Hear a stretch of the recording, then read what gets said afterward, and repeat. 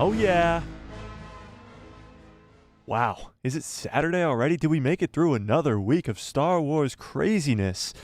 What a week it's been. From the Mandalorian and Grogu movie being announced last week, but now, of course, the Rey movie debacle of it being delayed or not. We got a lot to talk about today because we're talking about what Daisy Ridley had to say about the Rey movie. This actually kind of gets pretty weird, and we don't really know if she's too excited for this, but she did get a lot of money, so we're going to break it all down. We also have some Sean Levy news. I know you guys remember that guy.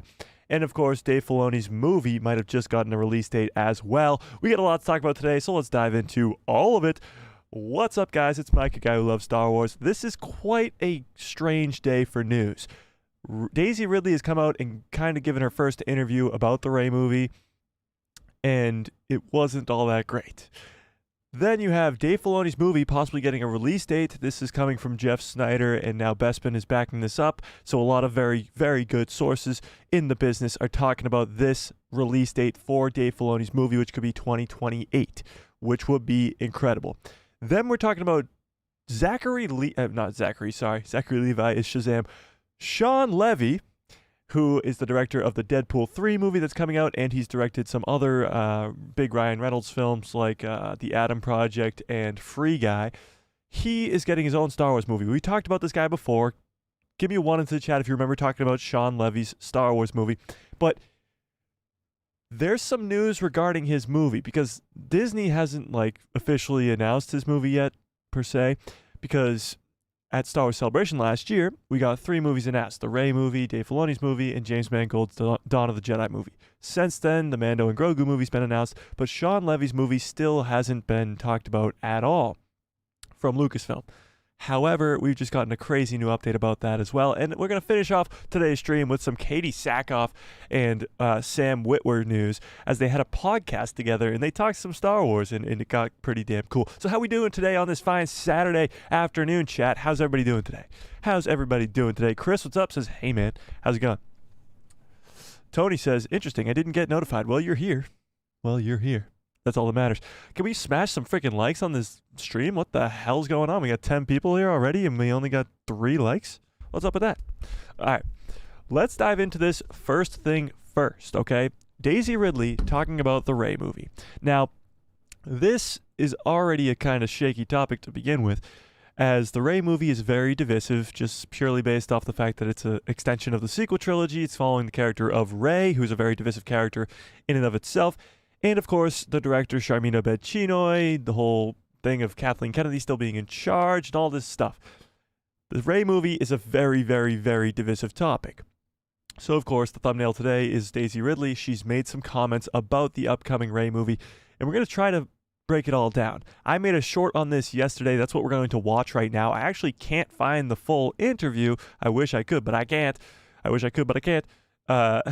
So we'll just go off the clip that I have, and we'll go from there, okay?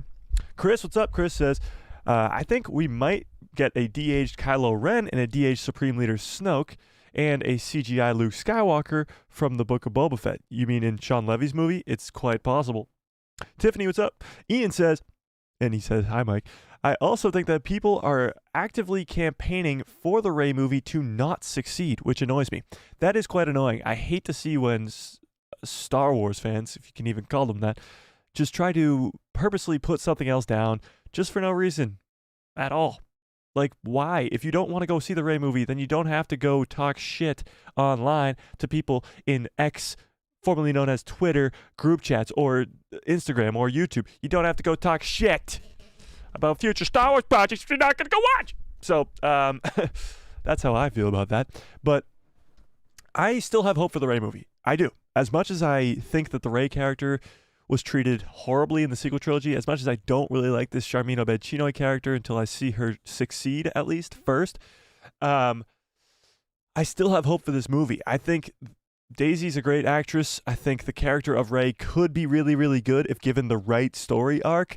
I just think the sequel trilogy was written so poorly, so jumbled around between directors, and it wasn't one cohesive story.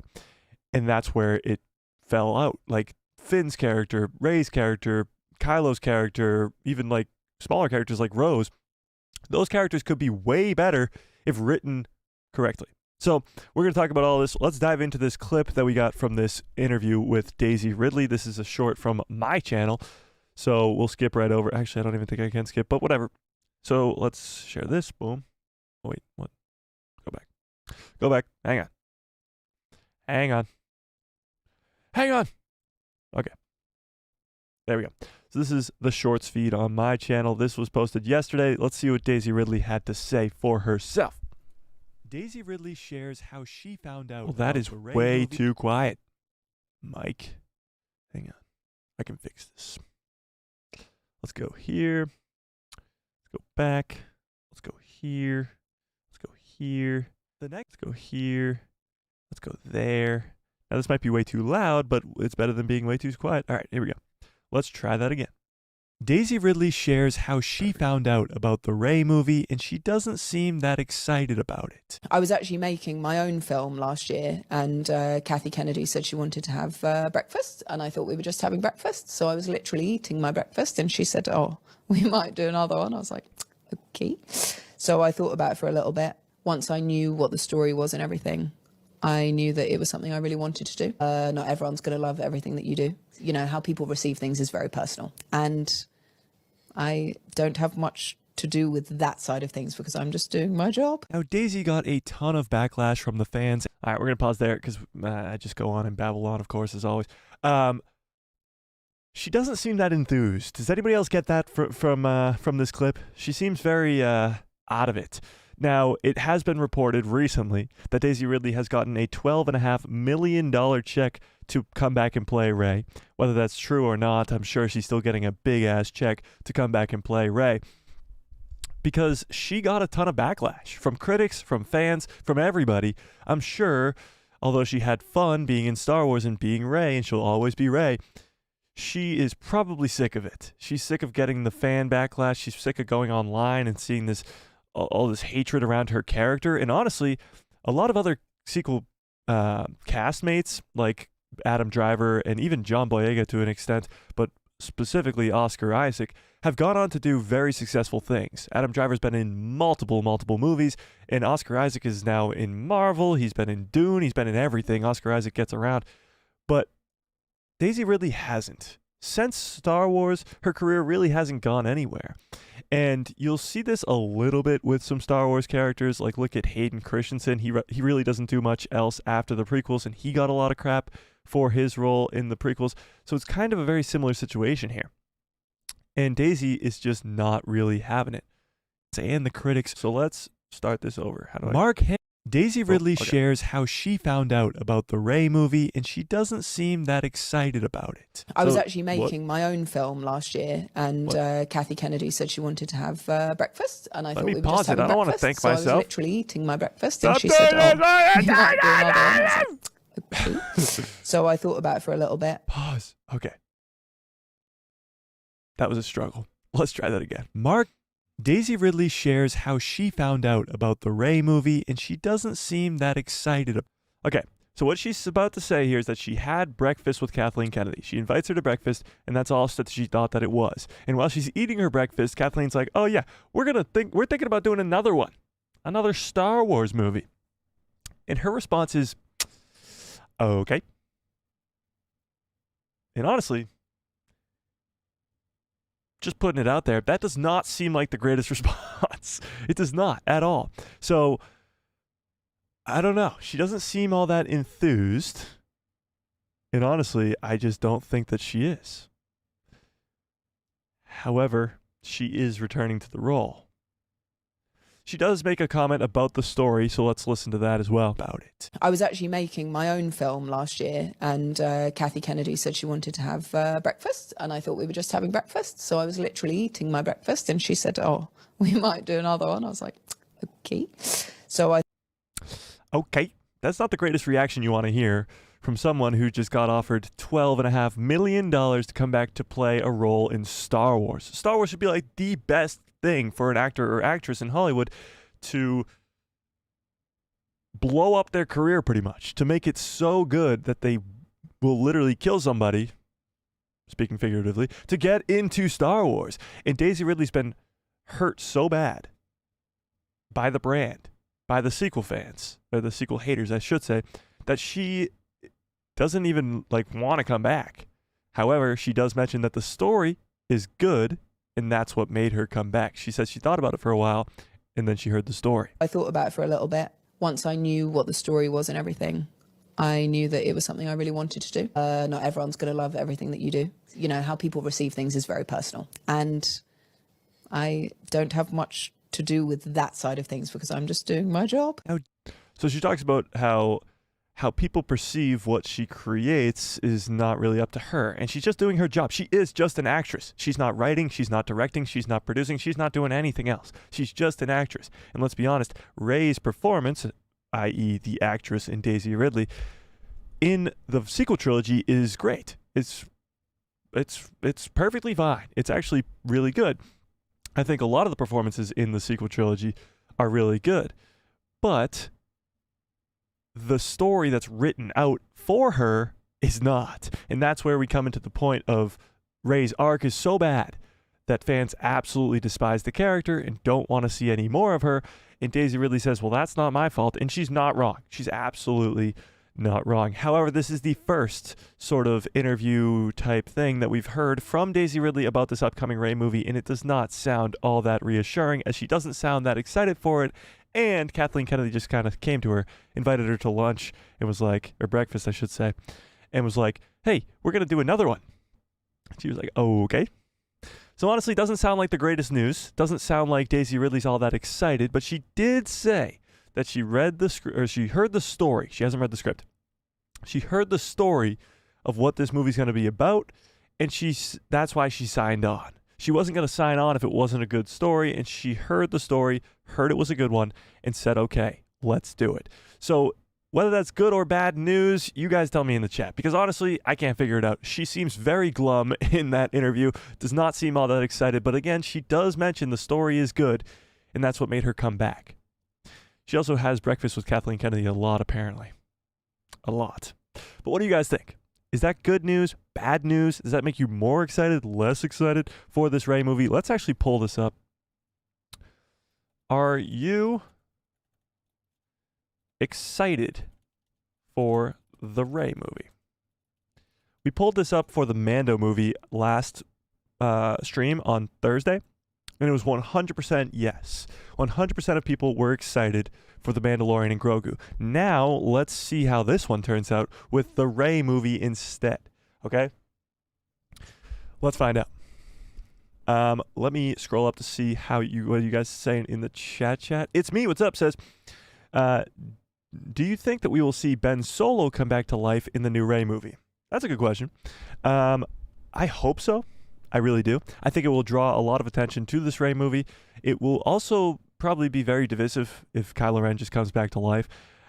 As Ben Solo, we of course see die in The Rise of Skywalker, and his body disappears in The Rise of Skywalker. There's a lot of haters out there that would be like, yeah, no, this is, no. He can't come back. Even if they weren't going to watch the Rey movie in the first place, they're still going to complain about it. But I think the best situation for that character is a return of some sort. Whether that's Force Ghost, whether that's actually coming back to life, I don't really know yet. Coming back to life is a very difficult task. We've seen it with Palpatine done incorrectly. We've seen it with multiple characters done incorrectly, but we've also seen it done correctly. Look at Darth Maul in the Clone Wars and in Rebels. His character becomes 1,000 times better after they brought him back to life, because Darth Maul is only a one-off character in The Phantom Menace. He dies, but he doesn't really die because he comes back in the Clone Wars, and that's some of the greatest. Like, Maul is one of my top 3 favorite characters of all time, and it's almost purely based off of the fact that he comes back in the animated shows, and his story arc in the animated shows is incredible. It's so damn good. So it's definitely possible to successfully bring a character back. I just don't know if that will happen with Ben Solo. I mean, do you guys want Ben Solo to come back? I think more importantly for the Rey movie, they need to redeem the character of Rey. They need to redeem the character of Finn. Honestly, Finn might be more important than Rey at this point, because Finn's character, not only was John Boyega treated so poorly behind the scenes, but his character on screen was horrible. He was set up to be such a great character, a stormtrooper turned good, and then possibly Force sensitive and could become a Jedi. Like, that would have been so cool. And instead, we just listened to him scream Rey for 3 straight movies. So I think Finn is probably the most important character that they need to get right in this Rey movie. And then Rey's probably second on that list. I think Kylo Ren or Ben Solo's not that high on the list because his character arc in the sequels is probably the best of them all. So I'd love to see Ben Solo come back to life. 100% I would love to see it. But it's the way they do it and how it's executed, because if it's the world between worlds, it might become a conversation of, is the world between worlds being used too much? Because now it's just like a cop-out. Like, any character who dies could just be brought back to life. It would have to be explained pretty well for it to go over well. So, I don't know. We'll see. We'll have to wait and see. Yeah. John Groom, what's up? John says, I did see the Rey movie director had been sacked. Don't know if it's true, though. I have not seen that from anyone reliable, at least. So I don't think so. I seriously doubt she will be at this point. They've hyped up this lady so much as the first female director of a Star Wars movie. There is no way that she's going anywhere, I don't think. I would think it's a smart decision to get rid of her. And even if you want to bring in another female director, go for it. There's so many better options. My pick would probably be Bryce Dallas Howard. But yeah, Charmin is just not it. She doesn't know Star Wars, and she's pissed off a lot of fans already, and this movie's still over 2 years out. Yeah, I just don't think she's the answer. No, I do not. But I have not seen that she's been fired. No, I have not. I've not seen that from anyone reliable, at least. Chris says, I had to remake a new Star Wars TikTok account. Now, I got a new one. I'm going to add you on that one, okay? All right, cool. I'll definitely give you a follow back later. I don't really go on TikTok too much, so you're going to have to remind me or something. Chris, you in the Discord? Guys, there's a free Discord in the description below of a bunch of fun Star Wars people. I know a lot of you guys that are here right now are in that Discord, but join the Discord. It's a lot of fun. It's a lot of fun. Ian says, that's not a lack of enthusiasm. As a Brit, I can tell you that that's just normal Brit talking. Not massively enthused, but also not dreading it. I mean, yeah, she's not like she's not actually dreading this conversation, but she is sort of doesn't seem excited. And I'm not British, so I could not tell you, and I know you are, Ian, so you might be able to speak from more experience than me. But I have seen some other British actors and actresses have interviews, like Tom Holland and others, where they've seemed more excited than Daisy Ridley was in that interview. Yeah. Anthony, what's up, says, hi, Mike, I'm here, but I'm finishing laundry and gotta mail some bills. I'll be in and out. I think Daisy Ridley's response to that interview question for The Last Jedi says it all. For The Last Jedi? What? I don't know what interview you're referring to, Anthony. Fearless, what's up? Many say Charmin obaid-chinoy got taken off the Rey movie. Wait, what? What? Oh, no, she's not.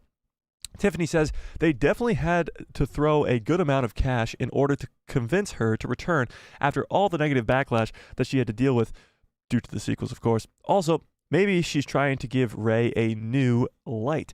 Yeah, there's definitely something going on here, because in a different interview that we talked about on Thursday that I might be able to find, this was just a quote from the interview. It wasn't the interview itself. But Daisy Ridley said that she signed on to this project because it's something different.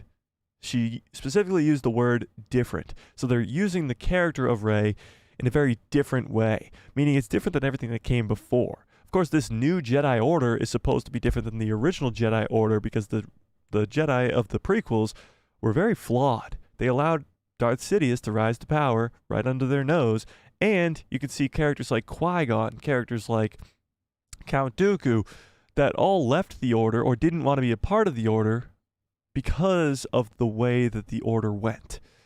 The Jedi Order became too involved with the politics, became too self-involved, and it wasn't what the Jedi were supposed to be. So maybe we'll see a different version of the Jedi Order in this new Rey movie.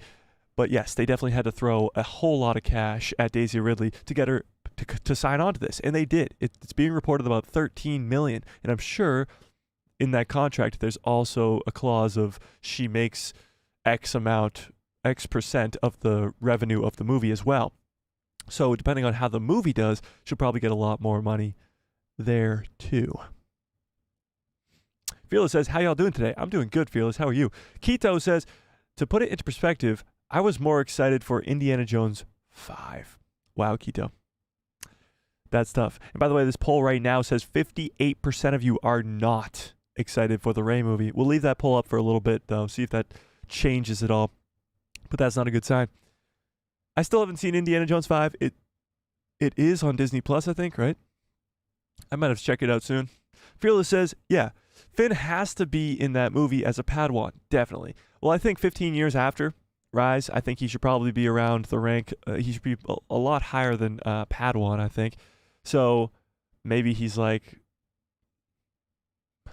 yeah, maybe he's still Padawan. Who knows? But he definitely needs to be involved in the movie in a big, big way. And if you have to throw more money at him, do it. I think Finn, honestly, for more fans, is more important to be in this movie than Rey. Again, there is still so little that we know about this Rey movie. That's probably why a lot of you aren't excited for it, because we don't know the villain, we don't know the plot, we don't know if Finn's going to be there, we don't know if Kylo's going to be there, we don't know almost anything about the movie except for the fact that it's Rey creating a new Jedi Order and Sharmeen Obaid-Chinoy is directing it. And that's not really that exciting for a lot of people.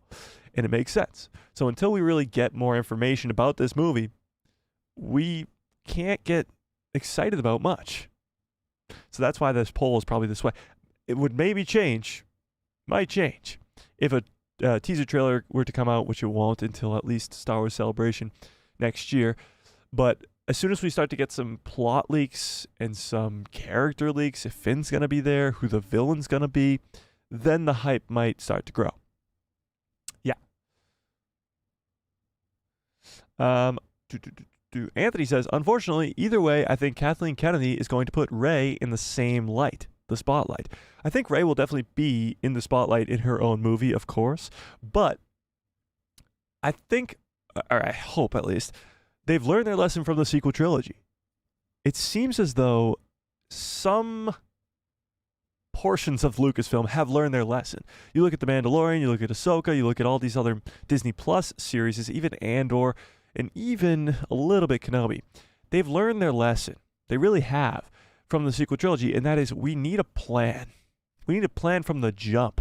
And that's why they had John and Dave create this Mandoverse. They planned it out from the end of season 1 of The Mandalorian, I'm sure, where they planned out season 2, season 3, The Book of Boba Fett, Rangers of the New Republic, Ahsoka, and so on.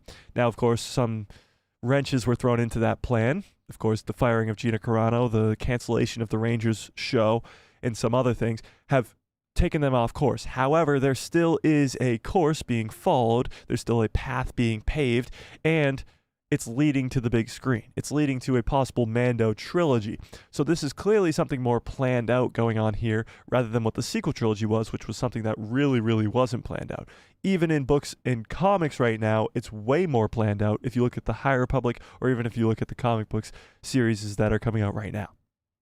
So they have been learning from the sequel trilogy. The only question is, are they learning for the sequel characters? Is Rey going to be completely different in this new Rey movie because they've learned from the sequels?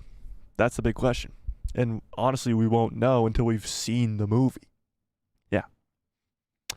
Tiffany says, I feel like that would have been the only way to see his character return as a Force ghost looking in on Rey, if even that. Yeah. Bringing Ben Solo back to life would be extremely difficult. However, it would please a lot of fans. It would anger a lot of fans, but it would please probably the majority of fans. But even a Force Ghost's appearance would please fans, I think, as well. Yeah. Ian says, I don't know what Discord is, LOL. Well, figure it out. Just kidding. It's pretty much just like a group chat thing. I don't know. Anthony says, honestly, if they bring back Finn, I want him to be in his own Star Wars movie. And Poe would be a great... he and Poe would be great together. Rey would just be sadly intrusive on his characterization and arc. I actually disagree. I think the two can thrive together. I think the two could have thrived together in the sequel trilogy as well. And I think the Rey movie could involve both of them. I think Finn and Poe together, although they had a good connection on screen in the sequels, I don't think it works as much, especially if you're going to make Finn a Jedi, because the two wouldn't really be around each other much, especially if they're trying to create a new Jedi Order and Finn's supposed to be involved in that. Yeah. Anthony says, the well-known The Last Jedi interview, where the interview asks, did you love it? And Daisy says, yeah, I have seen that interview. I know exactly what you're talking about. Again, Daisy's a weird actress. Well, not really a weird actress. She's a weird person, where I guess not even that either. But she's a lot like many other actors and actresses, where she doesn't like to see herself in any of the projects that she does. So the only time that she ever really watched the sequels and watched herself perform in them and watched them as a whole movie is during the premieres. So as they're creating the movies, there's a lot of green screen stuff, there's a lot of CGI stuff that's not there, but she does know the story. And from what she knows of the story, she didn't really probably like it too much. The same as Mark Hamill's very vocal about that too with The Last Jedi. Those character arcs have gone completely off the rails in that movie. So I think more so what she was saying in that interview is that she didn't really know what was going on. And not a lot of actors did when it came to that movie because it was so weird. But she doesn't like to watch herself. So she's never even seen the sequels since the premieres. And even then, she didn't like to watch herself perform. Actors and actresses, even think about yourself. Like, a lot of people don't even like to hear the sound of their own voice, and myself included, where, like, I won't re-listen to myself in videos or anything. I hate listening to it, so I won't do that when I'm done editing my videos. So it's like the same thing for her, because she's an actress. She doesn't want to see herself perform. She performed for somebody else, not for herself, you know? Chris says, I heard that the Star Wars The Last Jedi movie final battle between Luke and Supreme Leader Snoke in the throne room, where Luke would have sliced Snoke in half, like Darth Maul in Episode 1. I've heard a fan make that up. I don't know if that has any validity to it. I don't know if that was ever on the table for that movie. I don't think so, just the way that they portrayed Luke in The Last Jedi. I don't think he would ever get to the point in that movie where he was going to go to Snoke's ship and then slice him in the throne room. I don't think that was ever it might have been on the table at one point, but it definitely wasn't anywhere near the final cut of the movie. I would love to see that, though. That would have been a lot better, I think, in my personal opinion. If we got to see some Snoke badass action sequence with Luke Skywalker, would have been great. Would have been great. Tiffany says, I understand where you're coming from. When it comes to Kathleen Kennedy, it's very hard to have faith. It really is. And that's why I still wished they had fired her over the summer and brought in Dave Filoni or somebody else to just have a new face. Sometimes you just need a new face in charge to please a lot of fans. Because although some fans out there do love Kathleen Kennedy, the majority of the fandom really, really despises her. And I think just to get rid of her would be a feel-good moment in the Star Wars community. Even the people who liked her probably will get over it. And I think whoever comes in next hopefully comes in with a new plan and so on. Now, they didn't get rid of Kathleen over the summer. Instead, they went the route of, we're going to allow Kathleen less, like, in terms of creativity, and we're going to allow Dave Filoni to be this new position of Chief Creative Officer, or CCO, and that will allow Dave Filoni to be in charge of almost everything creative going on at Lucasfilm, and allow Kathleen Kennedy to take a step back and not be involved all that much. The rumor was that nobody wanted Kathleen Kennedy's job because it's awful. It's such a bad job. You have to please the Star Wars fandom, which is almost impossible when there's so many people in the Star Wars fandom that are so scarred from the sequel trilogy and from other things as well. But nobody wanted her job, which makes sense. And we actually don't want Dave Filoni in that position, because then he's going to be way more focused on the business side of Lucasfilm and not focused on the creative side and creating the projects. So nobody wanted her job, and Dave Filoni wanted to continue creating. So instead of giving somebody else her job, they allowed Dave Filoni to get a promotion and now be in charge of all things creative. Makes a lot of sense. Yeah.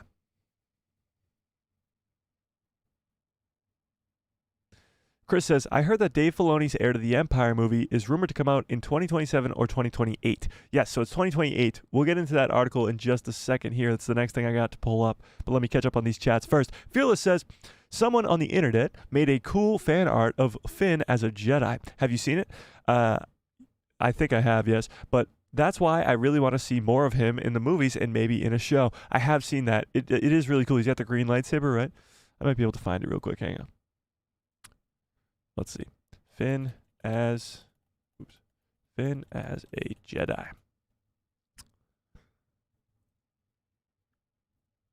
Was this what you were talking about? This thing right here. I mean, Finn would be so cool as a Jedi. Let's be honest. He just would. And the green lightsaber fits him perfectly, I think. Maybe even purple would be cool too, and give it a little give him a little Mace Windu. Have you seen the interview with John Boyega where he's like, is Mace Windu Finn's dad? And he's like, yeah, he better be, or something like that. Yeah. He better be a Jedi. That it would be a huge miss, and honestly would convey to me that Lucasfilm is not learning if John Boyega is not in this Rey movie and not a Jedi. Right off the bat, I'd be like, you've failed. You failed already. Like, if John Boyega is not in this movie as a Jedi, you failed. Yeah. Ian says, let's not rekindle the Finn and Poe rumors. Oh, yeah, of course not. Chris says, do you think that Rian Johnson has any Star Wars projects coming or no? Well, there's always the Rian Johnson trilogy that fans always really, really wanted. Yeah. Incorrect. There's always that trilogy that's been looming that Kathleen Kennedy says is, of course, still in the works, and Rian Johnson will tell you it's still in the works, but I don't think it's ever actually going to happen, so I don't think so. Yeah. Ren, what's up, says, fans, or Renee? I don't know. Fans, correct me in the chat, fans that know Star Wars know that it's been fundamentally damaged. It's definitely been hurt, for sure. And the fandom completely is divided. That's 100% a fact. And hopefully we can get back to the place where we were before The Force Awakens released, or before The Last Jedi even released. Because after The Force Awakens, fans were really still excited. And after The Force Awakens came Rogue One, which also got fans extremely excited. So it was up until 2016, I should say, when fans started to sort of revolt against the Disney Star Wars thing. Yeah. That would piss me off if Finn is not in the Rey movie. Yeah, I think it would piss a lot of people off. And right now the poll is still at 56% of you guys are not excited for the Rey movie. Yeah. All right. Let's dive into this Dave Filoni news, as his movie might have gotten a release date. So if you guys saw my video on yesterday, that I released yesterday, about all the release dates that we have coming up for Star Wars. Give me a 1 into the chat if you saw that video, please. And if you haven't, what the hell are you waiting for? Go watch that video immediately. Drop a like and a comment. So in that video, I go into all the release dates for upcoming Star Wars movies. The Mando and Grogu movie, the Rey movie, the Dawn of the Jedi movie, and this Dave Filoni movie. 4 movies in the course of almost 2.5-ish years. From 2026 to 2028, we'll be getting 4 Star Wars films. 2 in 2026, 1 in 2027, and 1 in 2028. So, what's really cool about that is this is coming from Jeff Snyder, and he is hearing that Dave Filoni's movie will come out in 2028. Now, there's 3 release dates set that were set by Disney themselves all the way back in June of last year. It was May 22nd, 2026, December 18th, of 2026, and December 17th of 2028. So December of 2027, jeez, I'm confusing myself. Hang on. 3 dates, May 2026, December 2026, and December 2027. So 2 in 2026 and 1 in 2027. But there's 4 movies on the slate. 4 movies. And that Dave Filoni is the one that's missing out. Because the first movie will be the Mando and Grogu movie, the second movie will be the Rey movie, and the third movie will be Dawn of the Jedi. The 4th movie will be Dave Filoni's, and it will probably be in May of 2026, but let's dive into this article right here. Oops, it's cut off. There we go. That's better. Dave Filoni's untitled Star Wars The Mandalorian crossover movie rumored to release in 2028. In April 2023, Lucasfilm formally announced at Star Wars Celebration that Dave Filoni would be directing and writing a Star Wars movie that would act as a crossover event for the various live-action Disney Plus series that he had his hands in, including The Mandalorian, Ahsoka, and The Book of Boba Fett. So at the time when this was announced at Star Wars Celebration, oh, it's a little cut off. Thanks for telling me, guys.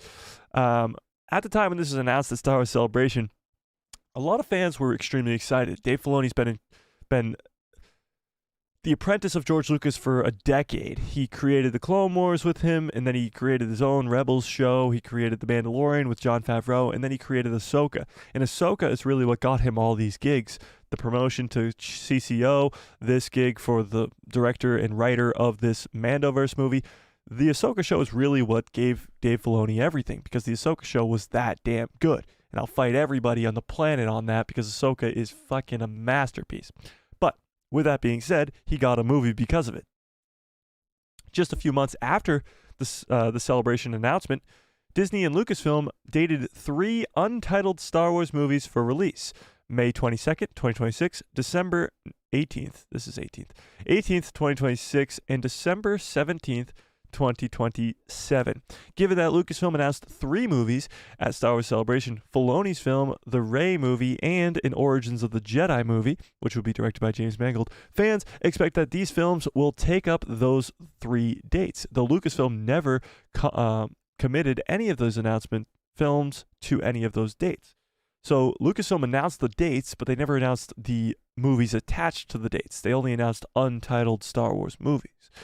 In a piece by The Hollywood Reporter last year, the outlet shared that they believe that the Filoni effort would release a year after the Rey film, being directed by obaid-chinoy, and that Filoni's film was dependent on the production and release of the 4th season of The Mandalorian and a possible 2nd season of Ahsoka. Things have changed since that time, with questions hanging over the possibility of a 4th season of The Mandalorian, as Lucasfilm announced the Mandalorian theatrical film just last week, The Mandalorian and Grogu, which seems to be the title of the film still, which is due to enter production this year, and that Dave Filoni is whittling away writing a 2nd season of Ahsoka. So Dave Filoni will be involved in the production and writing and directing of the Mandalorian and Grogu movie, although Jon Favreau is the head guy on that. Dave Filoni will be a producer on it, and he's also creating Ahsoka Season 2 at the same time. So he's a pretty busy man, and he has to do all of that before he even starts on his movie. I guess he can kind of multitask and do both at the same time, but he will have to do these things first. If we are going off of the past tidbit from The Hollywood Reporter and implying that we think we know today, what we think we know today, you'd assume that the Filoni film doesn't release until December of 2027, given that it's now rumored that the Rey Skywalker film will take December of 2026 window. However, according to a reliable insider, that might not be the case in actuality. Jeff Snyder, who first exclusively broke that Dave Filoni was set to direct a Star Wars movie ahead of Star Wars Celebration's announcement. So let's just hang on before we continue with this. For those of you who don't know who Jeff Snyder is, he's a co-host on a podcast called the Hot Mic Podcast with John Rocha. But Jeff Snyder is probably one of the best, if not the best, probably one of the best insiders and scoopers when it comes to Star Wars. He was on top of everything when it came to the Rey movie. He told us that Damon Lindelof was writing it before Lucasfilm told us that. He told us that Damon Lindelof was fired before Lucasfilm told us that. He told us that Stephen Knight was on before Lucasfilm told us that. And he told us that the Mandalorian movie would be a movie before Lucasfilm told us that. He's been in front of almost all these things. And another thing he was in front of was Dave Filoni was being set as a director of a new Star Wars film. That was before the announcement at Star Wars Celebration. So Jeff Snyder, undoubtedly one of the best scoopers in the game. Okay, so let's continue. He shares via his newsletter that he believes that Dave Filoni's effort will not be taking the December 2027 release date. That said date will be the Origins of the Jedi movie, or the Dawn of the Jedi movie, by James Mangold. and that the Filoni crossover film might not release until 2028. Now, here's why this makes sense. Let's go full screen for a second here. Here's why this makes sense. If the Mandoverse is actually getting a trilogy, if this really is a trilogy, if Jon Favreau's Mando and Grogu movie is the first of the trilogy, Dave Filoni's is the second, and there's a third one that's yet to be announced, then it makes sense to put the movies 2 years apart. Just like the sequel trilogy was 2 years apart, just like the prequels were 3 years apart, just like the original trilogies were 3 years apart, it's more likely the case that these movies will all be 2 years apart and be one in May of 2026, one in May of 2028, and one in May of 2030. It makes the most sense. You leave hype and anticipation in the years in between. You have other movies to release in those years in between. And it gives you a full trilogy of equal timed distance between each movie. So when they say 2028 in this article, I'm pretty much just thinking the entire time that they're talking about May of 2028. The original trilogy, all released in May. All the movies. So it makes the most sense that they'll go back to that for this Mandoverse and have all these movies release in May. They love these December release dates. They did it for the sequel trilogy and stuff. And December is a pretty good release time. They figured out it's the holiday season. Everybody's home. Everybody wants to go to see a movie. It's cold out and they want to go do something fun. So that's why the sequel trilogies came out around Christmas. That's why the Avatar movies come out around Christmas. That's why a lot of movies come out around Christmas. But originally, Star Wars movies came out in May. And May is still a prime time because it's the summer blockbuster time period. It's the end of spring going into the summer. And I think that the Mandoverse trilogy will keep that continuing. I think that the first movie will come out in May of 2026, the next one May of 2028, and the final one in May of 2030. And if 2030 sounds like a real year to you, I don't know what you're smoking. All right, let's go back to this article. The possibilities might surprise some readers. It definitely surprised me. I was personally hoping that The Mandalorian and Grogu back-to-back with Dave Filoni's movie, with the former taking the May of 2026 window and the latter taking the December of 2026. So Bespin has been talking about this for a while. They wanted these movies to be back-to-back within the same 7 months. And I was like, that's a terrible idea.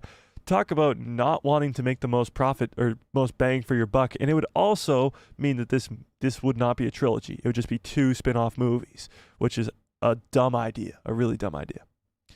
It seems like wishful thinking, given that Filoni has to work on the Mandalorian and Grogu movie along with a second season of Ahsoka before he gets to direct his theatrical effort. But even then, I expected that the film would be in at least December of 2027. At the moment, it seems as if Star Wars films are releasing on the December of a year an Avatar film isn't releasing, with the next Avatar movie slated to release December of 2025, 2029, and 2031 of December of each year.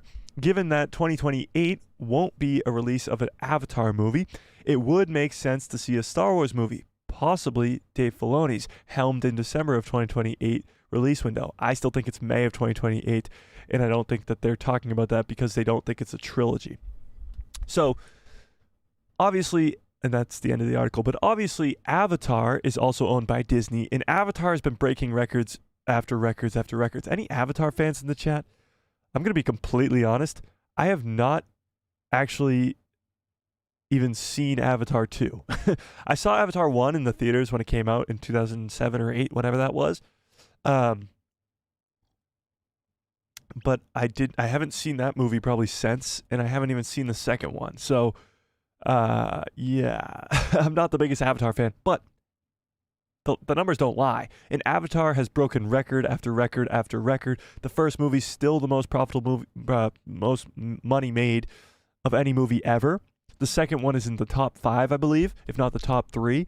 And that means the third one's going to continue that stretch, and the fourth one as well, and probably the fifth one too. So, and it's Disney who owns them as well. So they don't want to compete with themselves on Christmas with a Avatar movie and a Star Wars movie. That just doesn't make any sense. So they're going to spread the two out and alternate. Every other December will be an Avatar movie, and the other December will be a Star Wars movie, which makes sense. But I still think that this Mandoverse trilogy will most likely lie on a on a May release date, because it'll be a trilogy, 2 years in between each movie, and the May release date sounds pretty damn cool to me. We've also seen the May release date, I believe, with Solo and Rogue One, but I might be wrong on that. When did Rogue One release? What month was that? I'm pretty sure Solo definitely released in May, but when did Rogue One release? Somebody help me out in the chat with that one. All right, let's see what you guys are saying in this chat. Hang on. I gotta scroll up. Oh my God, look at all the Johns that we have in this chat. John Groom, John Mitchell, John O, John Fabeck. A lot of Johns. We got a lot of Johns and Tonys or Anthonys always in the chats. I love it. All right, where was I? John says, I'm back. Best Star Wars channel. Thanks, John. I appreciate that. 2025 will be a great year for Star Wars because of Celebration and Ahsoka Season 2 and Andor Season 2 and maybe even more. Yeah, I think 2025 will be a good year for announcements, for sure. I think Andor Season 2 will be good. I think Ahsoka Season 2 will be spectacular. But I actually think 2026 will be one of the best years for Star Wars content, as we get the Mandalorian and Grogu movie and the Rey movie, even though a lot of people aren't that excited for it. And we'll get to see a lot of other projects as well. Hopefully Disney Plus shows. John Mitchell says, 2024 will just be streaming, but I think that's okay. 2 live action shows and 2 animated shows. And he says Ahsoka was peak. It really was. And yeah, 2024 is going to be a great year for Star Wars content, I think. 4 shows, of course, Skeleton Crew, Acolyte, Tales of the Jedi, and Bad Batch. Those are great shows. I'm looking forward to all of them. But still no release dates, still no trailers, and I'm just sitting here waiting for a freaking trailer for something. Hopefully the Bad Batch comes first, I think. That's most likely. If not the Acolyte, I would guess, but we'll see. Renee, I'm going to go with Renee. Renee says, they'll need a very creative and ruthless employee. Employee. The world between worlds. Wait, what?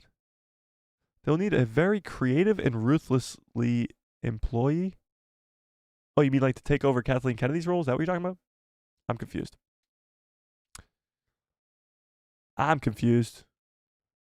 John O says, no more Rey. Interesting. John says, get used to it.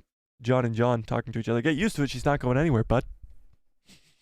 Okay, so John O, get rid of Rey and no more Rey is not the answer. There's a Rey movie that's on its way. We're going to get more Rey, and I don't mean to keep rhyming this way, but it just keeps happening. So the Rey character is going to continue. We're going to have to continue past the Rey movie. It just has to happen. I mean, past the sequel trilogy, it just has to happen. The Star Wars galaxy doesn't just die after the sequels, so it has to continue. And I think the smart move would be to continue with Grogu and a new Jedi Order hundreds of years past the sequels and like talk about Rey as a legend who started the whole new Jedi Order, but why not show that? Why not? Hopefully they do it correctly. Hopefully they redeem these characters from the sequel trilogy, but definitely there will be more Rey, and there's nothing that we're going to do to stop that. Renee says, Ahsoka needs to stop the sequel timeline from unfolding as it did. I don't think that's going to happen.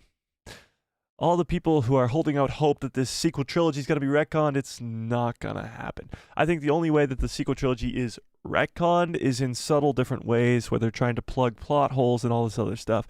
There's no way that the whole entire thing is going to be cut out when they made billions upon billions and continue to make billions upon billions of dollars off of it with their theme parks and their merch sales and all this stuff.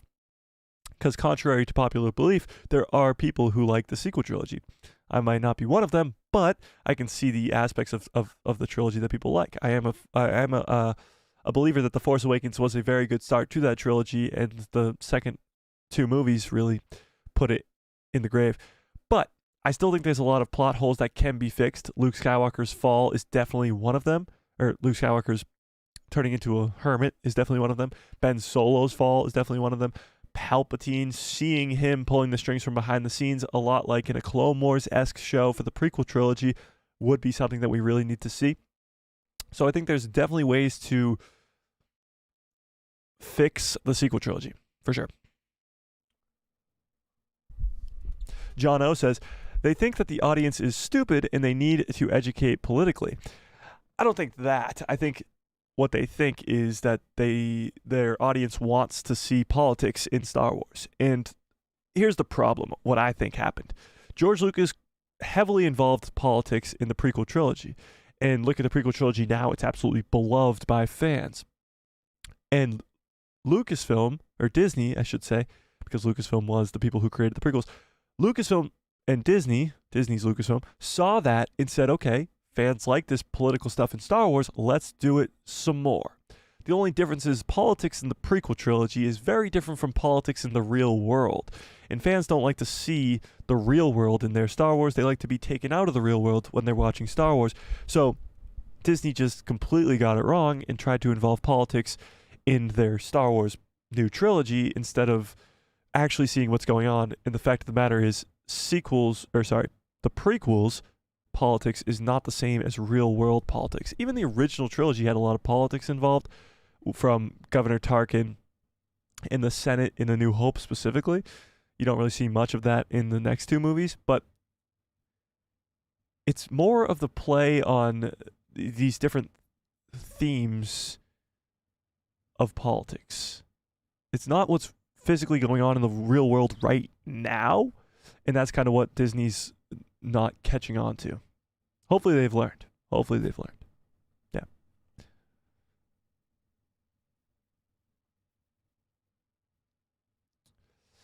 Yeah.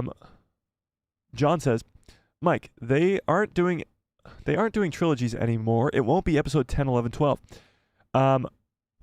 It will be a spiritual trilogy in a way. I think that it will be a trilogy. I think the Rey movie will start out a new trilogy. I think it will. Actually, 100% I think it will. And maybe it's not 10, 11, 12, but it might be 1, 2, 3. It might be a new era or a new saga in the Star Wars galaxy in a post-sequel world. I think the Skywalker saga is over. I think we won't see any continuations of that, but we'll have to see how Disney wants to market it. John O says, Rey is the worst Star Wars character ever created. No, definitely not. I mean, there's so many worse ones. And Rey is honestly, in Disney Star Wars characters, she's not the best, obviously. I think Kylo, actually, I disagree. Sequel characters, Rey is sort of towards the top. Kylo is the best in sequel characters. Finn could have been the best, but he's not due to his character arc. But I think Rey's character is one that can get altered in a post-sequel world where she can become more beloved. I think the whole dyad in the Force thing would have been cool if it was originally the first thought. If she was a Palpatine from the beginning, it would have been a lot cooler and other stuff like that. Yeah, I just think that the hatred for the character of Rey is not due to the character of Rey herself. It's more due towards the writing around her character and her arc that she goes on in the sequel trilogy. Although it's not like terrible, it's not put together well. If she was a Palpatine from the start, it would have been a lot better. The way she fights versus Kylo in The Force Awakens is very Palpatine-esque, and that would have been something really cool if it was planned from the beginning. Yeah. I just disagree. I definitely don't think she's the worst Star Wars character ever created. Yeah. Fearless says, I distance myself from those creators. I think for myself, and I watch and get my own opinion. I ignore the haters. Yeah. You gotta. If you're allowing a creator, even me, especially me, to influence your point of view on any sort of topic in any way, then you've made a huge mistake. There is no reason for any influencer or YouTube, Star Wars YouTuber, or anybody really to influence your opinion on how you view Star Wars, or for that matter, anything. But words are very influential, we'll put it that way.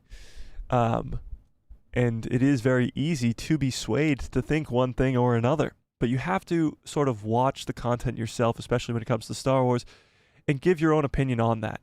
Don't let other people who maybe you idolize, or maybe you respect their opinion, or whatever it may be, don't let their point of view just sway what you think. If you sat down and watched an episode of Ahsoka and absolutely loved it, and then you went on and looked at your favorite YouTuber and they didn't like it, and now all of a sudden you didn't like it. That's not how this should work.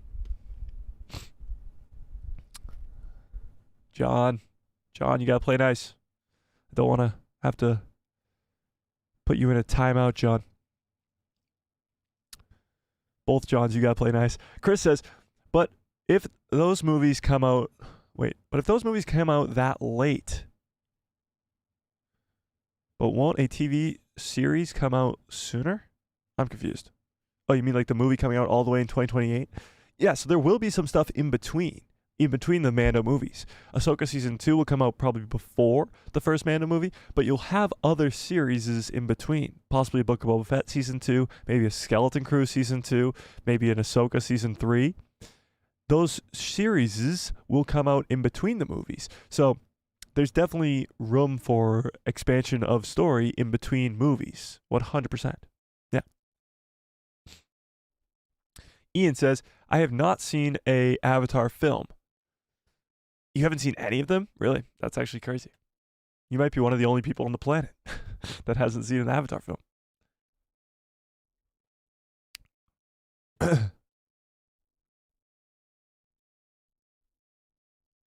John, play nice. Other John Fabeck says, I think it would be a smart for Disney to alternate Star Wars and Avatar movies for December releases. Yeah, it's very smart because Avatar brings in a ton of money, and of course Star Wars brings in a ton of money as well. So it's a very smart move. I definitely agree, 100%. So I think this December is another Avatar. Wait, no. Next December is another Avatar movie, and then the following one will be a Star Wars movie. The following one after that will be another Star Wars movie. So technically it won't be alternating, but yeah. Ian says, I don't care when they're released, just make them good movies. Ian, that's a very smart way to look at it, honestly. It is. I just hope that they have a scheduled release date with hopefully a trilogy. Like it's a May, and then 2 years later, another May release date, and then 2 years later, another May release date. So hopefully they can make it really good in that time period. Yeah. Fearless says, exactly. That's what we all want. Good movies and shows. Yeah, that's the bottom line, is make a good movie and a good show, and people are going to show up and watch it. Whether it's a Rey movie, a Mando movie, a Babu Frick movie, a Max Rebo movie, it doesn't matter. If it's good, people are going to show up and spend their money to watch it. Star Wars fans of probably any other fandom are going to spend money, a lot of it, to watch your content, to experience the content, they'll be the ones to buy action figures, to buy pop figures, to buy lightsabers, to buy everything. The Star Wars fandom is that fandom. And if you make a good movie, nothing else matters. Nothing. Yeah. John says, Rogue One was December of 2016, and I had terrible seats because I was late. Oh, damn, that sucks. But yeah, it was December of 2016, but wasn't Solo in May? Wasn't Solo a May release date? Maybe. John says, Rogue One was released in December. The company I worked for rented out a private showing for us. Oh, that's sick. That's pretty cool, John. I didn't love Rey until 9. She was so cool in episode 9, not gonna lie. Honestly, episode 9 Rey is probably the best Rey. And that's saying something, because episode 9 is the shakiest of all the movies, I think, honestly. But she is probably the best version of her character in that, because you know she's a Palpatine at that point. She uses the Force lightning. She is very cool in that movie.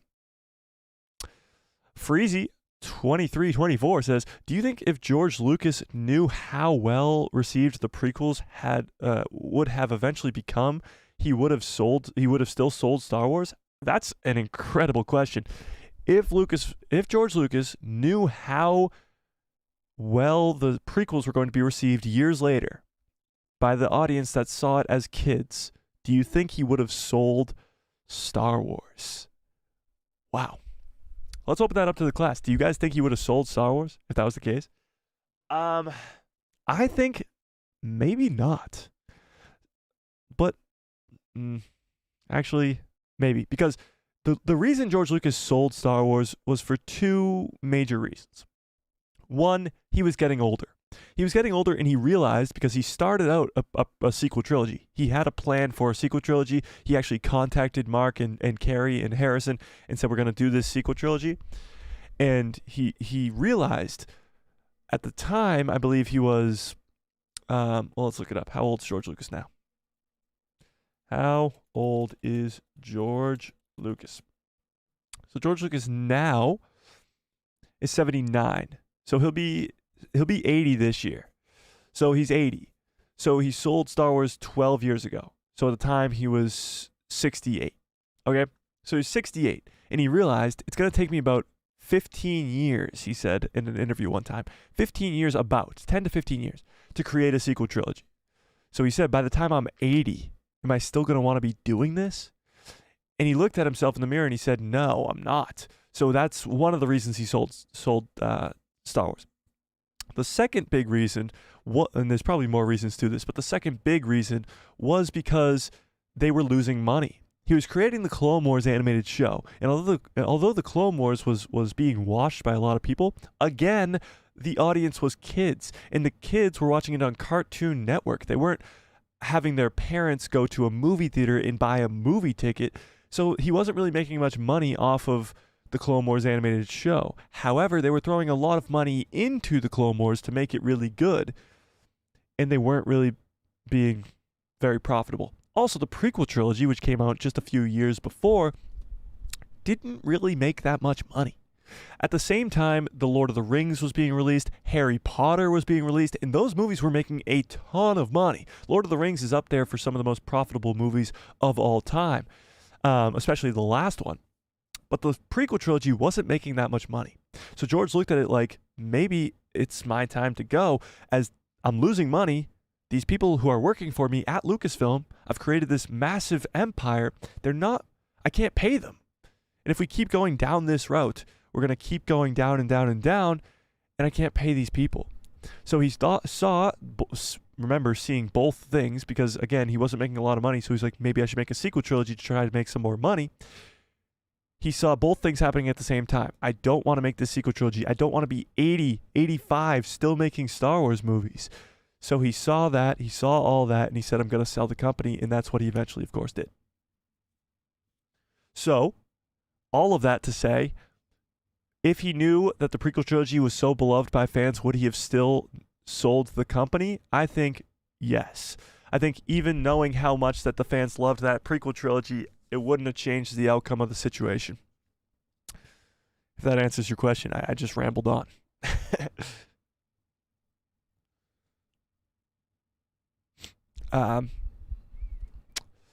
Fearless says, I said it only once, and for all who still don't get it, the sequels are canon now, and Rey is a Skywalker. Whether you like it or not, get over it and move on.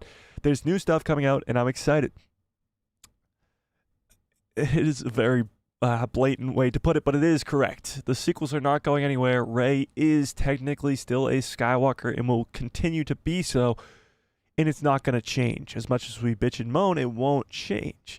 However, there is still a lot of stuff to get excited for. I think, of course, the Mandoverse trilogy is something that we can really galvanize behind, but the Rey movie itself, as long as it has a good villain, a good plot, and of course brings back Finn, we can get behind as well. Yeah. Ian says, actually, the politics in the original trilogy and the prequel trilogy are commentaries on real-world politics, but not specific things. That's true, but it's more so a commentary on politics throughout the history of humankind. It's not current politics. And that's a little bit of where the disconnect is. James T. Clement Films, what's up, James, says, by default, bad. Anything Rey is bad. Rey is bad. I disagree. I think we are connecting different... You're connecting the writing and the execution of the sequel trilogy to the character of Rey. When that's not the case.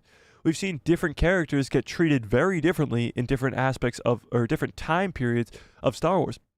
The perfect example is Luke Skywalker. Look at Luke in the original trilogy versus the sequel trilogy. Even Luke in the Mandoverse versus the sequel trilogy. The way that Luke Skywalker's character is treated by Dave Filoni and Jon Favreau in the Mandoverse is completely different than how J.J. Abrams and Rian Johnson treated him in the in the sequel trilogy. Sorry, it's completely different. So why can't that be the same for Rey in the sequel trilogy and Rey in a post-sequel world? Why can't that be the same? Especially if Dave Filoni is going to be involved in this Rey movie as being the chief creative officer of Lucasfilm now. Why can't that be the exact same? It is the exact same.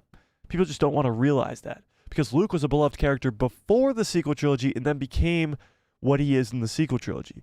People can't take that and use the same logic for a character like Rey or Finn or Poe or Rose or Kylo as the reverse of the situation.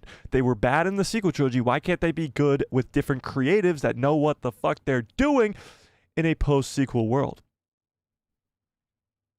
For some reason, people just can't make that connection. And I understand it because they've been so hurt by, and thanks for the 100s in the chat, they've been so hurt by the execution of the sequel trilogy, and that makes perfect sense. But when you have different creatives involved, it's a completely different story. Just look at what John and Dave have done with the character of Luke Skywalker. He's on the screen for like 20 minutes, and he's already better than he was in the sequels. Yeah. John says, Kylo and Rey carry the trilogy. They definitely do. Kylo for sure does. 100%. Jason, what's up, says, hello there. I love some Rey Skywalker. I definitely don't love Rey Skywalker. We'll put that out there real quick. Do not. But I do see an upside. John says, I hope The Acolyte gets a May the 4th release date and the Skeleton Crew comes out around Thanksgiving/Christmas. I think that is very likely. I mean, maybe The Acolyte might be pushed back a little bit further than May, but I think Skeleton Crew is probably going to come out in around Thanksgiving. Yeah. I really love all those hearts, guys. I do appreciate it a lot. John says, oh, I just read that. The Bad Batch comes out in March, I hope. Well, if it comes out in March, we need a trailer pretty damn soon. We haven't even gotten a teaser trailer for this next season.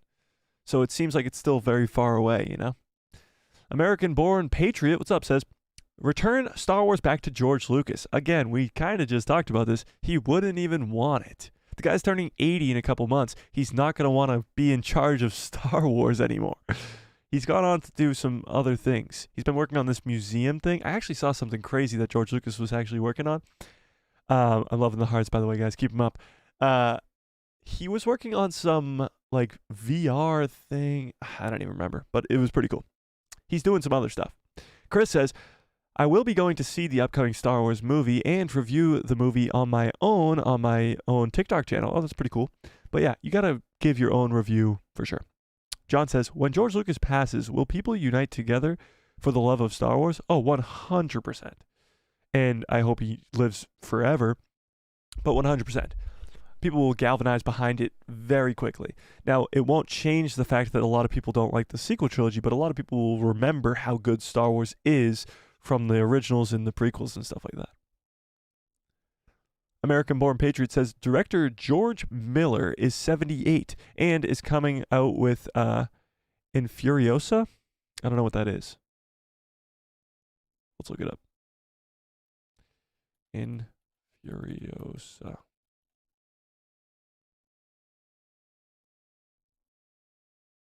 I still don't know what this is. Who is it? George Miller? Let's see. George Miller. Infuriosa.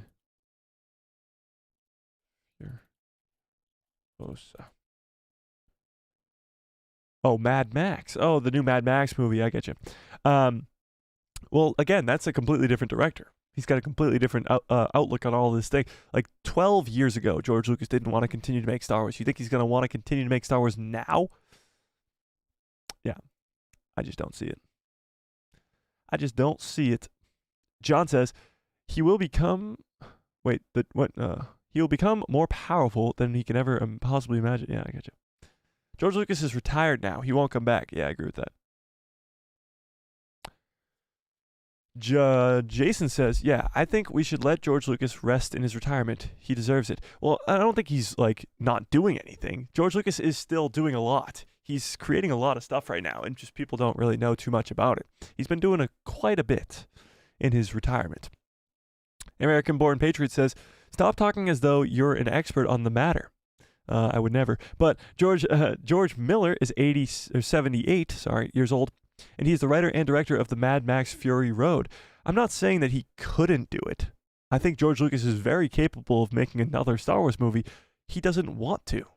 He has literally said it himself. He does not want to. So I'm not claiming to be an expert on the matter. I'm saying what George Lucas said himself. Tiffany says, I will say I'm not personally excited for the Rey movie as I am for the Mando and Dave movie, but I always keep an open mind and will watch and see how it plays out. Oh, 100% I agree. The Rey movie is at the bottom of my list for most excited Star Wars projects. Literally everything else is above it. Everything. Andor, Tales, Skeleton Crew, Acolyte, Ahsoka Season 2, Mando movie, Dave's movie, Dawn of the Jedi movie, Sean Levy, whatever the hell his name is, Sean Levy movie, all of it. I'm way more excited for every single project before the Rey movie. However, I am still looking forward to what they're going to do with the character of Rey. Can't say I'm excited for the movie yet. I'll have to see a trailer, have to see all this stuff, but I am looking forward to seeing what they're going to do with this character. Because if they can turn it around, that would be something special. That would be really something special. It would prove that they've learned from their mistakes in the sequel trilogy in the biggest way. Because they've been proving that they've been learning from their mistakes with The Mandalorian, but when they do it with the characters from the sequel trilogy, that'll be something different. Fearless says, I think he wouldn't even come back, even for trillions of dollars, because he's seen what is going on with the fandom and everything. That is true. And Fearless follows up and says, Mike, it's true. You know my opinion on this. Sequels are canon. Nothing they can do about it now.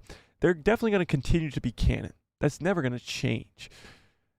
Probably ever. Even if Disney sells Lucasfilm, it's still not going to change.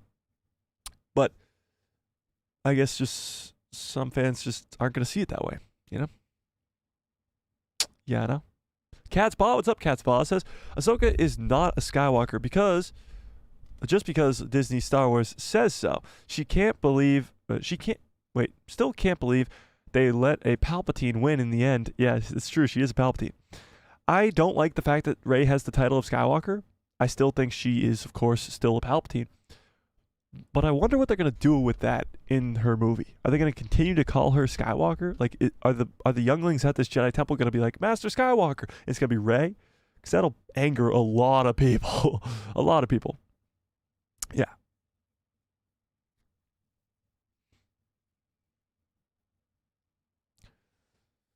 Tiffany says, exactly, Mike. I don't know what you're referring to, but yes.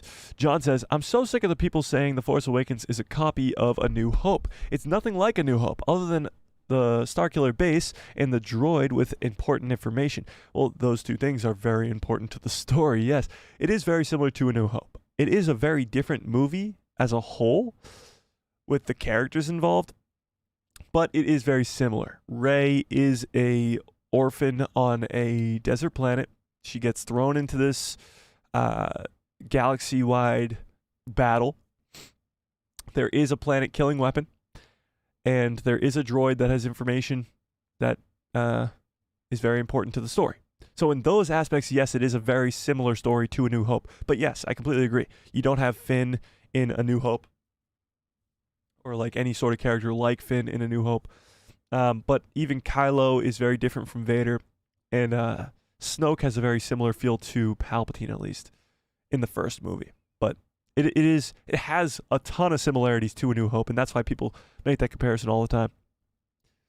But yeah, other than that, it's a very different movie for sure. I do like The Force Awakens a lot. Cat's Paw says, I think there would have been less hate for Rey if she wasn't given the Skywalker name.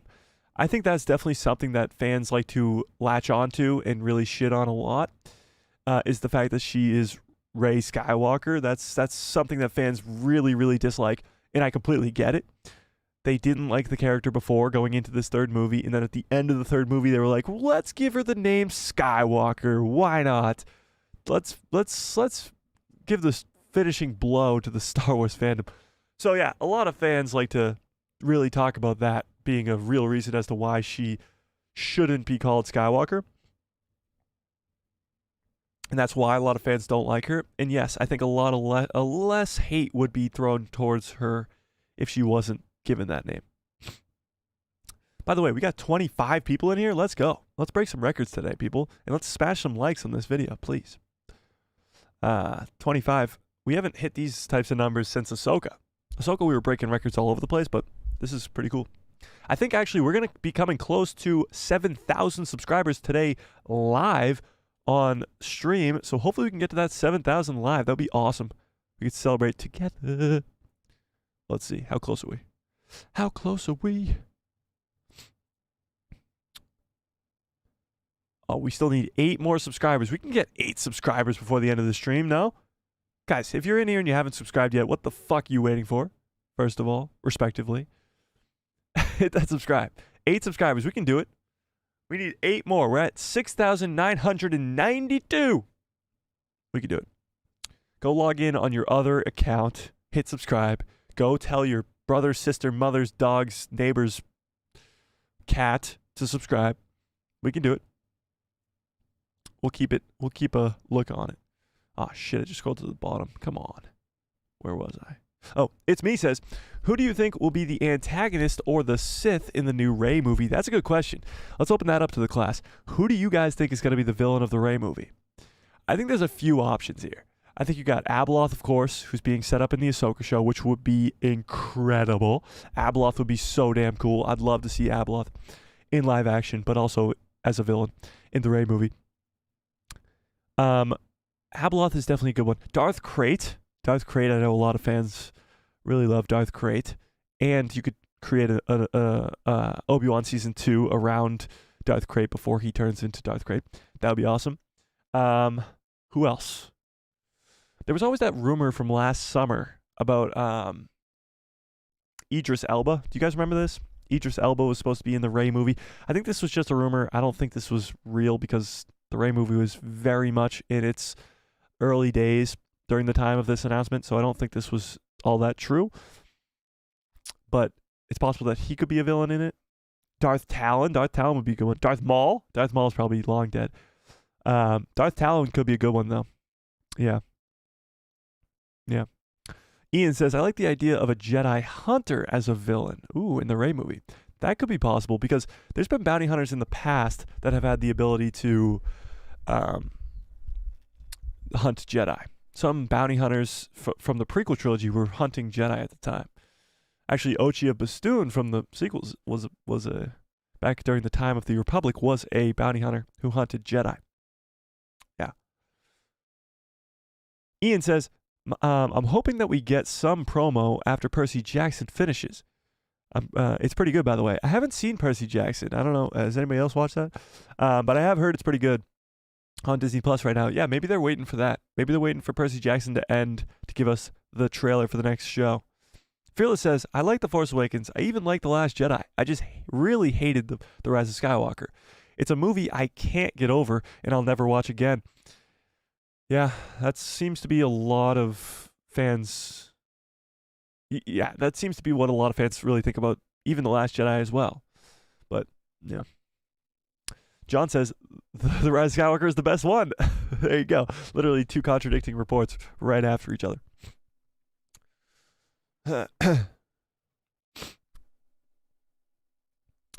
John says, I'm more excited for the Rey movie than Taika's movie, though. I mean, yeah, I guess, but Taika's movie's so far away that it's like not even in the conversation. Cat's Boss says, I think George Lucas could wrestle back Star Wars somehow from Disney again. I think he could get those who love Star Wars and know the lore to turn it around. Again, Cat's Paw, I'm sure he could, hypothetically, but he doesn't want to. He just doesn't want to. All right, let's dive into this Sean Levy news a little bit here. I know I'll catch up on all your chats. Don't worry about it. Catch up on all your chats after we get over this news. Sean Levy, his movie might involve Rey. Now, this leads me to think of two things. Sean Levy's movie could be a prequel to the sequels, a pre-sequel, prequel, sequel, prequel, sequel, prequel, or it could be a sequel to the Rey movie. And this could be a trilogy like we once thought. Now, we talked about Sean Levy's movie before. Do you guys remember this? Where we talked about how it might be a prequel to the sequels because he's such good friends with Adam Driver. And he might bring Adam Driver back to play a younger version of Ben Solo before his fall to the dark side. And we'll get to see that in a movie form. We'll get to see Luke Skywalker's Jedi Temple and get to see Ben Solo's fall to the dark side. But also, at the same time as those events are happening, we could be seeing Rey. Rey from this Shadow of the Sith novel, where she's a kid and her parents abandon her on the planet of Jakku as her parents die to Ochi of Bestoon. That story could be played out in live action in a possible Sean Levy movie, but let's read what this article has to say. This is coming from Star Wars Newsnet, again, a very, very reliable source talking about the news. Here we go. New reports suggest that Sean Levy is the director who did, I'm sure they'll talk about it in here, but he's doing Deadpool 3. He's done some other big movies that I mentioned earlier. Sean Levy's Star Wars film may involve Rey. Now, this might anger a lot of people, but let's read before we cast our judgments. A new report from Jeff Snyder has included a few nuggets from the current state of a Star Wars film, including the fact that Rey Skywalker, or Palpatine, might be a part of Sean Levy's movie. Interesting. In his latest newsletter, Snyder, again, one of the best in the biz, Snyder presented a notebook dump on everything he'd been hearing about Star Wars lately. Perhaps the juiciest nugget is that Rey's return to the big screen might not be just a new Jedi Order project from writer Stephen Knight and director Sharmeen Obaid-Chinoy. Snyder is hearing that I keep calling him Zach Levi, who's the guy who freaking plays Shazam. I don't know why. Sean Levy Star Wars movie may also involve Rey somehow. Though he didn't provide any additional details, it should be noted here that Daisy Ridley said she was only pitched the story for one movie when she signed up for the return. Though added, that's not to say that that's all there is. Could he be directing a sequel to a new Jedi Order movie? Also, what it mentions here is that Rey will be involved somehow. This doesn't mean that Rey will be the main lead of this movie. This also might be the case that Rey is not the main character of her Rey movie. We've been talking about it like it's a Rey movie where she is the main lead, but there has been reports that this movie is going to be heavily involved with Rey, yes, but she won't be the main character. Her Jedi Order might be, and maybe some of her younglings or Padawans will be the main characters of the movie, and Sean Levy might continue their story rather than Rey's story. Rey will be a character involved, sort of like an Alec Guinness Obi-Wan in A New Hope, in the original trilogy in general, but she won't be the main character like Luke, Leia, and Han. She will just be a older master type character. So it's possible that this could be a trilogy and Sean Levy could be continuing the trilogy, but it won't be a Rey trilogy. It will be Rey's New Jedi Order trilogy. But let's keep reading. Levy's name came up because Snyder pitched him as a potential replacement for Sharmeen Obaid-Chinoy should Lucasfilm decide to part ways in light of recent PR fiasco. Though he noted that he doesn't think that this will happen. Levy is currently focusing on wrapping the untitled Deadpool 3 movie, which debuts this summer. Late last year, Levy lined up another project with Ryan Reynolds at Netflix and is expected to direct one or two episodes of the last seasons of Stranger Things. That's pretty cool. This was, of course, at London Celebration. In any case, everything's coming up daisies for Ridley. Hilarious. As she is apparently looking at a $12.5 million paycheck to reprise the role over a decade after after she made the franchise debut. That's crazy, guys. Next year, it will be a decade since The Force Awakens released. That's crazy. Okay, moving on. And Snyder ended the portion of the newsletter by hinting that that other talent from Star Wars The Force Awakens could be joining her. Ooh. Enticed by Daisy Ridley's payday. We've previously speculated she might be producing on the film on top of starring in it, though that has not been confirmed, but which would raise her salary. Hinting that other talent might be involved since from The Force Awakens. That could be Finn, that could be Kylo, that could be whoever. We'll see. Snyder also took a moment to address the recent storm of contradicting headlines tied to a new Jedi Order film. For starters, he reiterated what he had heard about Knight's writing processing business as usual. He claimed that despite reports, development on the film is not delayed indefinitely, and that the development on it is well underway. Lucasfilm themselves has denied the reports of any project of the project having a tumultuous development process, and they outright confirmed that writer Stephen Knight would remain on the project, as he is expected to turn in a new draft of a screenplay in the near future. So he's not going anywhere. He still does have this Peaky Blinders movie, which is set to film this summer, so he will still be very busy, but he still is tied to this Rey movie, which is interesting. Then there is the issue of scheduling. While he didn't claim to have any insight into it, he provided an educated guess based off of what he's been hearing and the sort of what he's been speculating anyway. First, remember that Lucasfilm already has a current slate of Star Wars release dates reserved: May 22nd, 2026, December 18th, 2026, and December 17th, 2027. The recently announced Mandalorian and Grogu film has been confirmed to be the first new film to be released after Lucasfilm's self-imposed theatrical hiatus. It will be 7 years since the Star Wars film will be released when this movie comes out. Snyder speculates that based on existing production schedules, the former 2026 date will most likely go to the big screen debut of The Bounty Hunter and his adopted Quinquagarian? Whatever. Alien child. While the later date will show the future of the Star Wars galaxy and how the new Jedi factor into it. Snyder also anticipates that Dave Filoni's Star Wars movie will arrive in December of 2028. He does not say December. He only says 2028. They just gave it this December, to give him time to finish working on the second season of Ahsoka, while James Mangold's Dawn of the Jedi story may come as soon as December of 2027. That's a lot. But the key ingredients that we're talking about here is Sean Levy's movie could involve Rey and could honestly be a sequel to the Rey movie. But that doesn't mean that the movie will fully and solely be talking about the character of Rey. But what do we think about this? What do we think Sean Levy's movie is going to be about? His movie's still very, very far away. Very far away. It won't be released until at least 2028 at the earliest, which it doesn't seem to be. He's still going to go work on this Netflix movie with Ryan Reynolds. So this year he's filled up with the Deadpool stuff, and then he's going to go into this Ryan Reynolds movie, which will probably take him until at least the end of next year, if not further.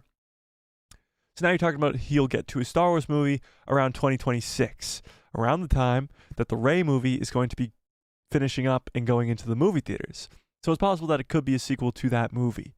And again, my theory still might hold up that all three movies that were announced at Star Wars Celebration last year are the beginnings of trilogies. But what do we think? Let me scroll up so I can catch up on all these chats.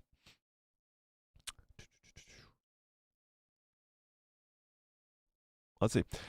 Chris says, I just watched Percy Jackson in the Olympian TV series Season 1, Episode 6.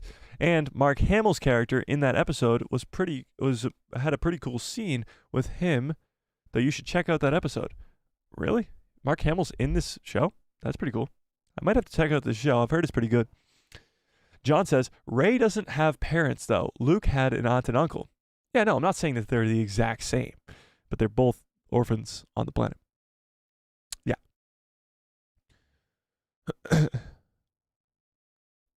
Fearless says, Mike, now that you say it, I really got a bad feeling about this. Master Skywalker?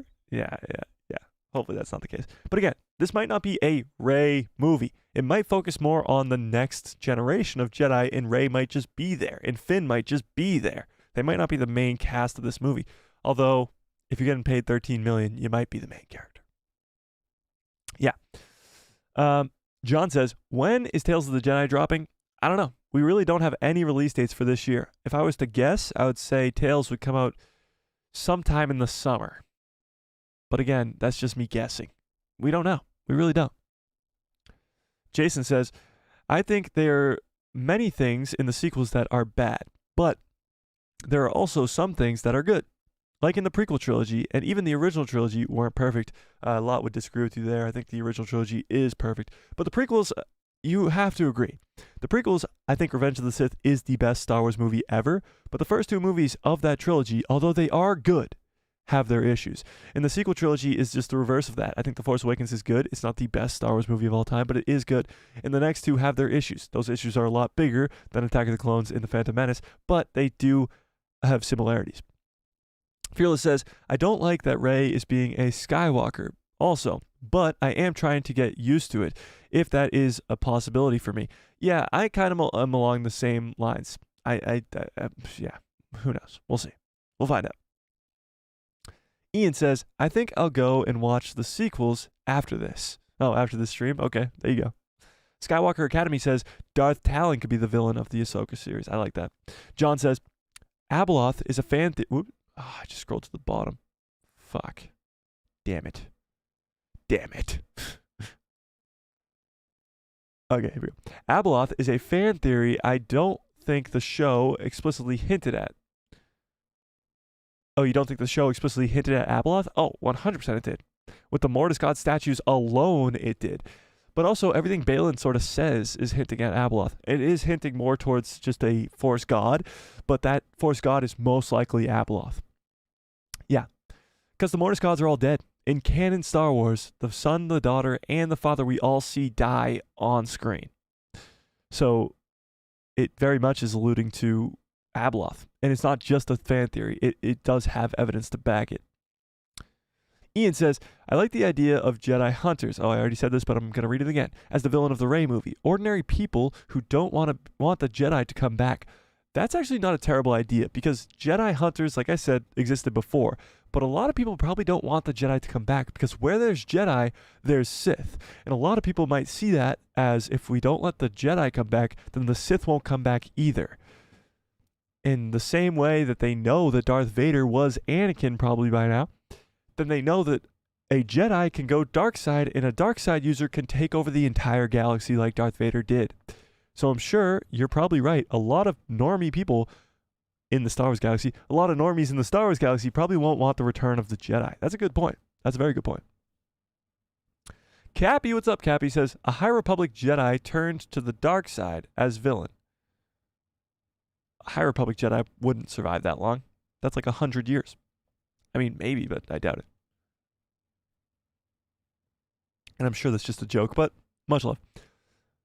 Cat's Paw says, my neighbor's cat and dog are hunkered down in their homes with it being negative 35 degrees Fahrenheit? What the hell? That's cold. That's cold. That's cold. With wind chill, with wind chill, of course. With wind chill. That's crazy, but still, I think it's a necessity that you go get that neighbor, cat, and dog to go hit subscribe so we can get to 7,000, of course. John says, Sean Levy rocks. Stranger Things, Adam Project, Real Steel. Yeah, he's got quite a good background, let's say. The same way we talk about Charmine not having a good background in film, where she's pretty much only directed short films and 2 episodes of Miss Marvel. Sean Levy's the exact opposite. He's directed Real Steel, Adam Project, Stranger Things. Those were incredible. But he's also directed Free Guy. He's doing Deadpool 3 now. He's done some incredible work. So he's got the stuff to back him up, you know? Skywalker Academy says, I like the Abeloth theory, but that's a long shot. Maybe the long game, yeah, it's possible. And that's why it is the long game. If Abeloth is introduced in the Ahsoka show, in Ahsoka Season 1 and Season 2, and then literally 30 years later becomes the villain of the main galaxy with the Rey movie, that would be very cool. Even more than 30 years, like closer to 40 years later. Because it's 15 years after the Rise of Skywalker, and Rise of Skywalker is like almost 25, 30 years from, yeah, so we're talking about almost 35, 40 years. Is Abeloth even canon? Well, no. But a lot of characters aren't canon that will eventually be canon. Thrawn wasn't canon until he was. I mean, every character wasn't canon until they were, but I'm talking about Legends characters being brought into canon. Thrawn wasn't canon until he was. I think a lot of other characters are going to do the same.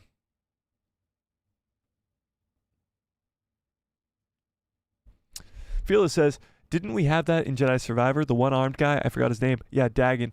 Dagan was in Jedi Survivor. He was a High Republic Jedi who survived via Bacta tank, and yeah, he was the villain of Jedi Survivor. He was really cool.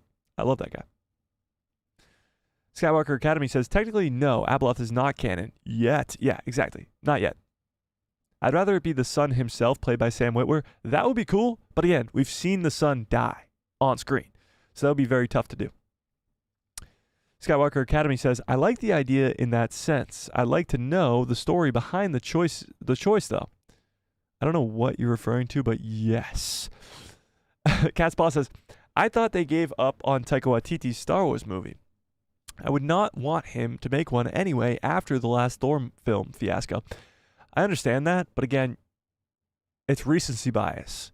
It's the same thing with James Mangold. He created Indiana Jones 5, but he's created incredible stuff like Logan and Ford versus Ferrari before that.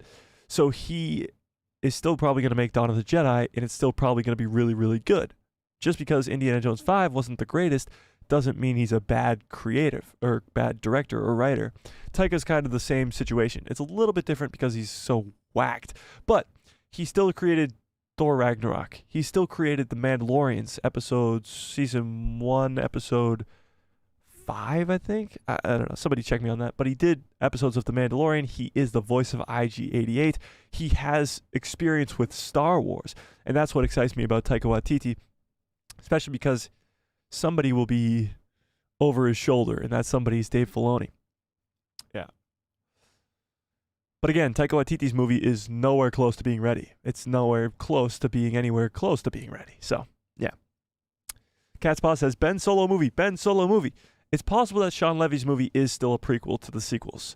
We don't know much about his movie at all, and it could be a Ben Solo movie, but I think the more likely scenario here is it's a sequel to the Rey movie, and the Rey movie is going to be the start of a trilogy. John says, the upcoming films for my excitement level. Number 1, Filoni's movie. Number 2, the Mando and Grogu movie. Number 3, James Mangold's movie. 4, Rey movie. 5, Sean Levy movie. And 6, Taika movie. That's probably similar to mine, just because the Sean Levy and Taika movie are so far away that you can't really get excited for them, you know? If you like Ben Solo, how the hell do you not like episode 9? He literally steals the show in that movie. Okay, so here's the thing. I don't like episode 9 and episode 8. I can watch them and sort of enjoy myself if I just kind of take myself out of it. But I do like the character of Kylo Ren. It's very different because it's not the movies themselves. Yes, Kylo Ren is a very good character in those movies, in episode 8 and episode 9. But it's the story that's going around his character that's not good. And that's what is the problem. Kylo Ren's character is incredible. I love Ben Solo. He's so good. Fearless says, I'm up for a Rey and Finn love story. We need more love in Star Wars, and just slightly hinting, slightly hinting at it, like even with Kanan and Hera. Rey and Finn need to fall in love. Well, that would be a little weird because Rey and Ben Solo already fell in love. So that would be a little bit awkward. Yeah. Cat's Paw says, Charmine, what's her noodle? Needs to just get let go. She's an embarrassment and to every woman involved in Star Wars. I don't think that, but I think the best bet would be to get rid of her and bring in anybody else. Honestly, it would be a better bet. But right now, seems like they're going to stick with her for at least the time being, but we'll see. We shall see. Hang on 1 second. Schnikes. Okay, moving on. John says, Rey friend-zoned Finn. That's true. She was in love with Ben. Also true. Skywalker Academy says, that's not how the Force works. Yes. Antonio says, I wish there was a way that we could make a new trilogy introducing an explanation of the 3 sequels, that they never happened. They were a dream, possibly, and retelling the saga as it should have been, making things right. Antonio, that's never going to happen. We've talked about this many times, even on this stream.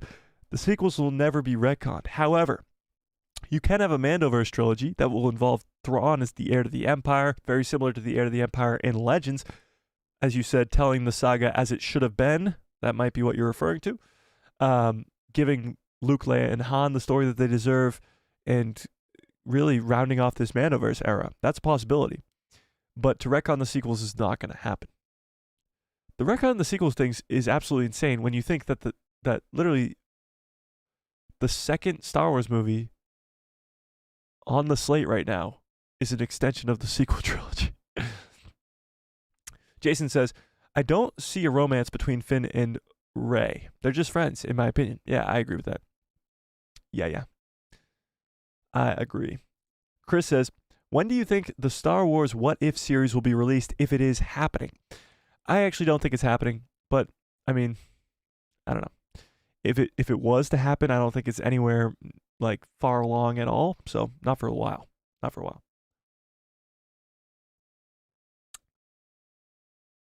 Oh, I just. Okay. Calm down. Can I get some good cups full orders in the chat, please? Da-da! I gotta make a song for this thing, damn it! Slacking.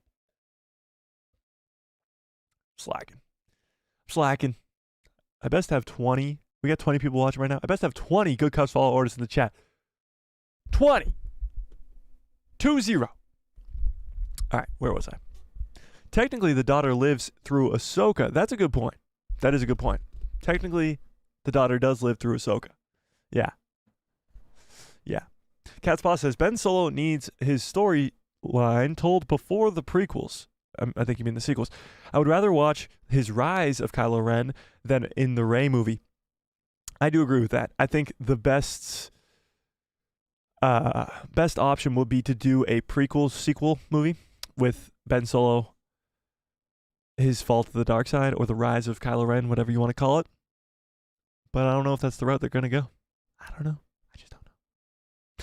John says, the silence was more powerful. Like Anakin in episode 3 looking out the window. Ben mirrors Anakin in episode 9, and I appreciate that from JJ. Yeah, he does do that a little bit in episode 9. But JJ has spoken out a lot about his hatred for the prequels. He doesn't like the prequels at all. And yes, technically, the daughter is alive. Ben is the reverse Vader. Yeah. Actually, not really, because they both kind of end up turning. He's similar to Vader, though. Yeah. Kylo Ren and Balin are the best characters in the Disney era, and Mando, obviously. Best characters in the Disney era. Definitely Balin's one of them. Ahsoka was introduced in George Lucas's era, but she's been so developed in the Star Wars Disney era that she's kind of like a Disney character, but we'll leave her out of it. Ezra's one of the greatest. Sabine is great. Kanan's great. Bando's great. Grogu's great. Kylo's great. Oh, Cal Kestis is great. Yeah, you got some great ones, of course.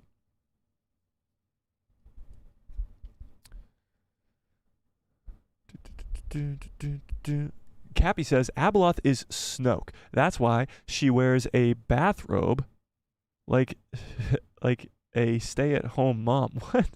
What are you talking about?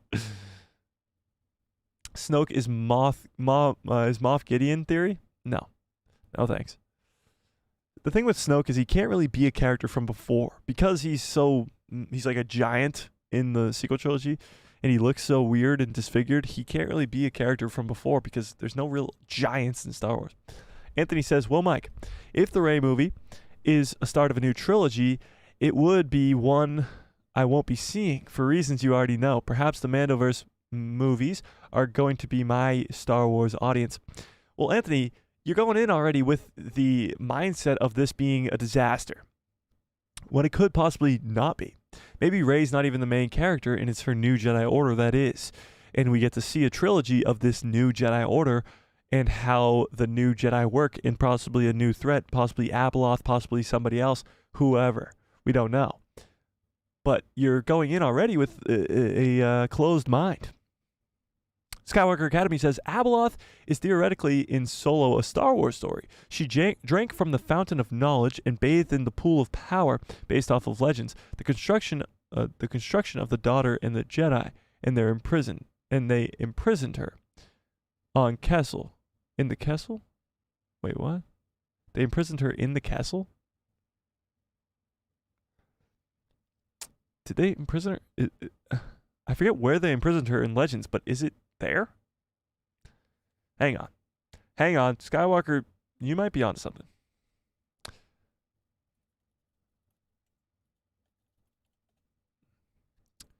Let me get some images of this thing. Kessel Run Solo. So you think this giant monster thing from Solo is Abeloth? Holy shit. It's a big monster. You think this thing from Solo is Abeloth? That would be quite the theory. I don't think so, but it would be quite the theory if it was reality. That's crazy. Catspaw says, true, you can love a character but dislike a movie. Yes, that's kind of what Kylo Ren is. John says, we also have the Lando movie coming. Donald Glover is a huge Star Wars fan, and I'm sure it will be great. That's true. That is true. They got rid of the old writer who was a disaster. Justin Simeon or something. Of what movie? I forget. I don't know what you refer to. Catspaw says, if they resurrect Palpatine, somehow Ben Solo returns. If they can resurrect Palpatine, somehow Ben Solo can return. It's obvious that somehow Ben Solo could return, but it's more the question of, do we want him to return? Or should he return? Sorry, Abeloth was restrained by Center Point Station, which became a part of the Kessel Run. What? You're blowing my mind right now, Star Wars Academy. Is this true from Legends? I forget where she's imprisoned, but it seems like in canon at least, they're going to go the route of she's imprisoned on Peridia, but we'll see about that.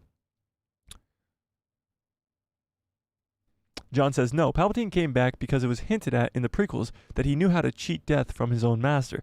Well, Palpatine was always trying to cheat death just like his master, just like a lot of Sith.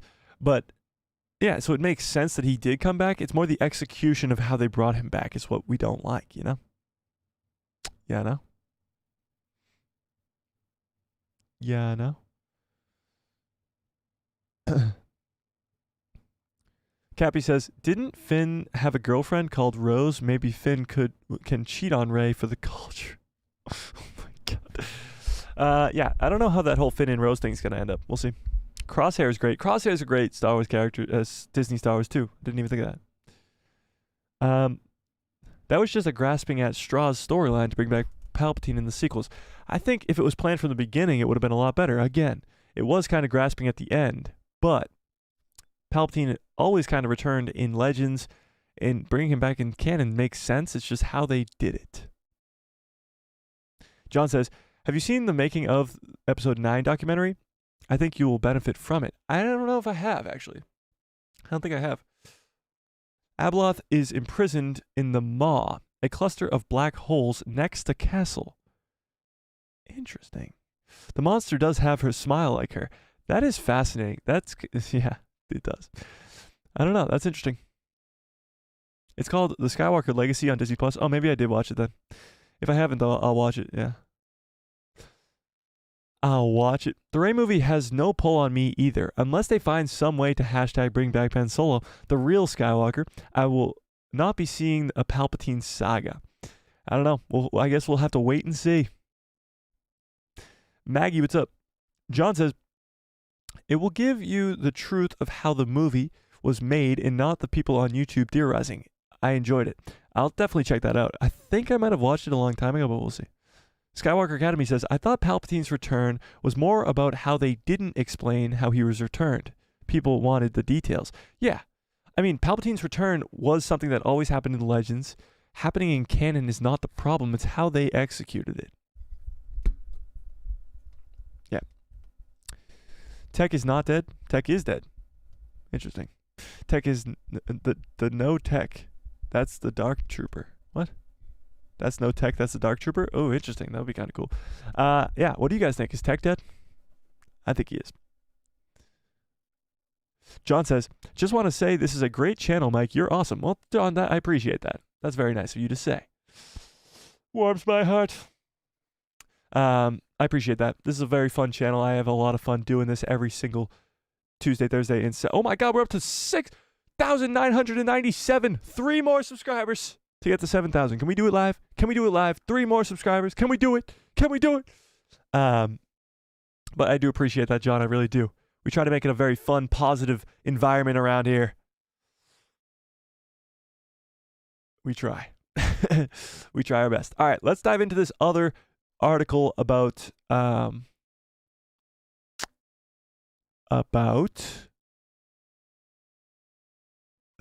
Sean Levy before we dive into the Katie Sackhoff and Sam Witwer stuff. So let's dive into this article. This is from Bespin instead of Star Wars Newsnet, so let's see if they have anything else to offer. In November of 2020, it was reported by Deadline that the director behind Free Guy, The Adam Project, and various episodes of Stranger Things, Sean Levy, has been tapped by Lucasfilm to helm a Star Wars film. So this was over a year and a half ago.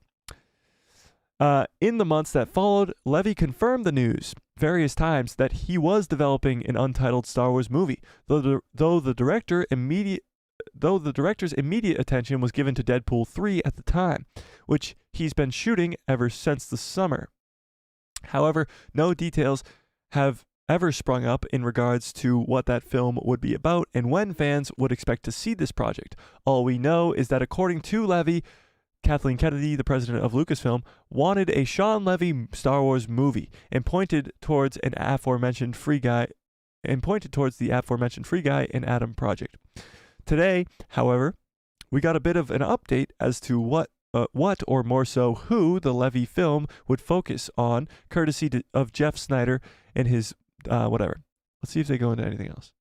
As a part of the latest release, Snyder blah blah blah blah blah.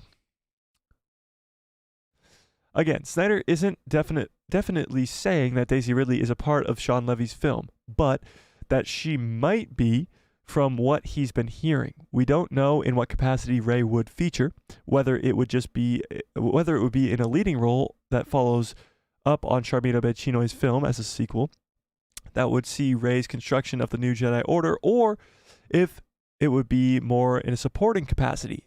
And for now, it should be taken as a rumor that Rey will appear in Levy's efforts. Well, there you go. That's it.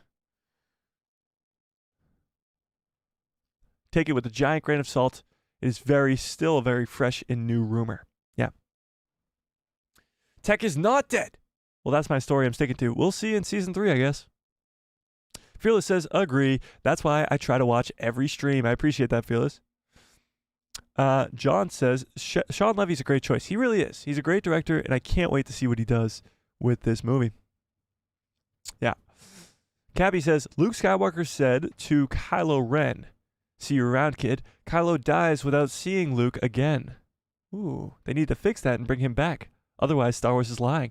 That's a good point, actually. He says, see you around, kid, and then he never sees him again? That's interesting. Actually, so, do you guys know about Colin Trevorrow's Duel of the Fates? Give me a 1 into the chat if you know what I'm talking about. Colin Trevorrow's Duel of the Fates was supposed to be the original episode 9, before The Rise of Skywalker, before J.J. Abrams was brought on board. Colin Trevorrow was writing and was going to direct episode 9. In his version, the script has leaked, his version was going to have Luke Skywalker's Force Ghost tormenting Kylo Ren, for the majority of the film. And Kylo Ren was not going to turn back to the light in that film. But Luke Skywalker's Force Ghost was going to be like pretty much on him the entire movie, in his head and in front of him, talking to him. So that might have been how Colin was taking that line of "See you around, kid," and using that to sort of mess with Ben Solo. Now, Duel of the Fates, episode 9, Colin Trevorrow's episode 9, gets scrapped, and J.J. Abrams gets brought in, and yes, that never happened. That never happened. Interesting. Maybe they'll have to fix that. John, play nice. John says, he was saying that because that was what Han used to say to him. He always said kid, not Luke. That's true. It was a nod towards Luke, but it wasn't. But Colin Trevorrow would have taken it a different route. Skywalker Academy says, henceforth, it shall be known as the 7,000th subscriber. Did we hit it? Maggie said subscribe. Oh, hang on. Did we hit it? 7,000! Yeah!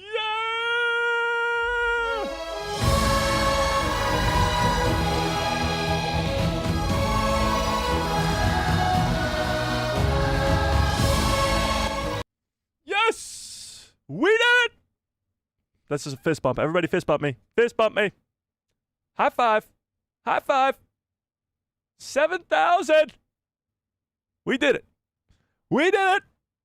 Run it back. 7,000!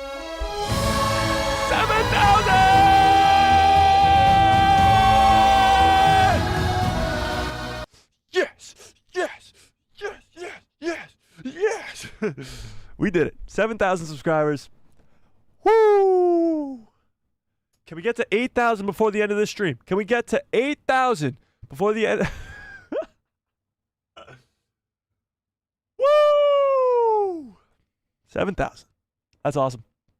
That is awesome. Woo!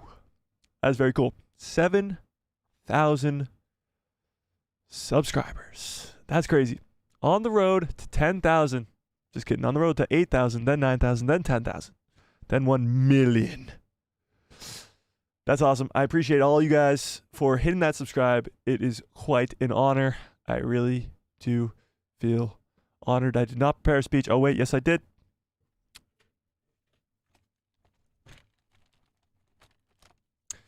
I've gathered you all here today to thank you.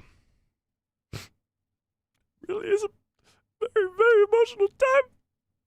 7,000 subscribers! The end. They played the music. I'm being waved out. I got thank you to the fandom, to the academy. Thank you to Hayden Christensen. Thank you to everybody. 7,000. Cannot thank you guys enough. This is quite the honor, I must say. We are on our way. On our way. Thank you. Ian. Thank you. I appreciate all you guys. Awesome. Mainly Minimal says, thanks for the show, big dog. I'm an hour behind. Well, someday you'll catch up to this, Mainly, and you'll know that I read your comment. There we go. Thank you. 7,000. Quite crazy. All right, let's get back into the goodness. Let's get back into the juice of this. We're not done with this stream just yet. We got some other cool stuff to get to here. So let's dive back in, okay? I appreciate all you guys. Very, very nice. Anthony says, that seems to be the problem with Disney Star Wars as of late. They seem to be creating different content for different types of fans, creating splinters for different fan groups. That's true. They're definitely creating different fandom sects. There's a T in there, guys. Sects. With Andor and Star Wars Visions and stuff like that. Yes, they definitely are doing that. But I don't think that's a bad thing, personally. Antonio says, you say George Lucas will not purchase his IP from Disney. Do you think that our love, a worldwide fan base of at least hundreds of millions, could make him willing to gift us with his magic again. Here's the thing. I don't think George Lucas will ever buy it back, Antonio, but the possibility of George Lucas being involved in another Star Wars project is never outside of the realm of possibility, especially with Dave Filoni still involved. And now Dave Filoni having a bigger role. George Lucas has been on the set of almost every season of The Mandalorian and was on the set, I believe, of Ahsoka as well. So George Lucas, as long as Dave Filoni's involved, because Dave Filoni is technically his apprentice, he will be involved in the production, or he will have the ability to be involved in the production of things. I think if Dave Filoni's smart, he will hype up the idea that George Lucas is helping him create his Mandoverse movie. You want to hear what would be the greatest possibility, the greatest outcome as we hit the 2-hour mark on the stream?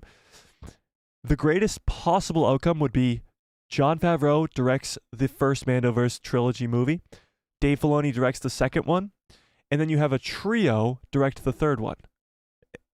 Who knows what probably the official director will be Dave Filoni, but you have Jon Favreau and George Lucas right alongside of Dave Filoni, and you publicize that. You tell everybody, George Lucas is working on the third movie of the trilogy, of the Mandoverse trilogy. Holy shit, you have to go watch this movie. George Lucas is working on it. It's the first Star Wars project that George Lucas is working on since the Clone Wars. That'll draw some heads. That'll really, really draw attention to the movie and bring a lot of Star Wars fans back. 100%. Yeah. Yeah. That would be awesome. That would be quite, frankly, amazing. And imagine they got him to direct it. It was like Jon Favreau, then Dave Filoni, then George Lucas directs the third one. That would be insane. Rick Famuyiwa. Rick Famuyiwa is a great guy. He's a great director and a great guy. And I think he probably deserves a director role on a film. So maybe it will be him. But I'm sure he'll be working on the movie regardless. I always screw up his name. I call him Rick Famuyiwa. I'm pretty sure it's not pronounced Famuyiwa, but that's just how I do it. So we'll figure it out.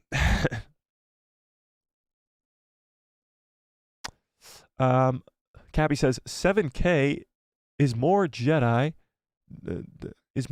during Order 66 than you have.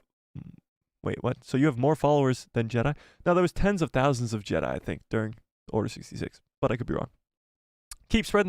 I'll keep spreading the word for you and try to get you to 8,000. I appreciate that, Catspaw.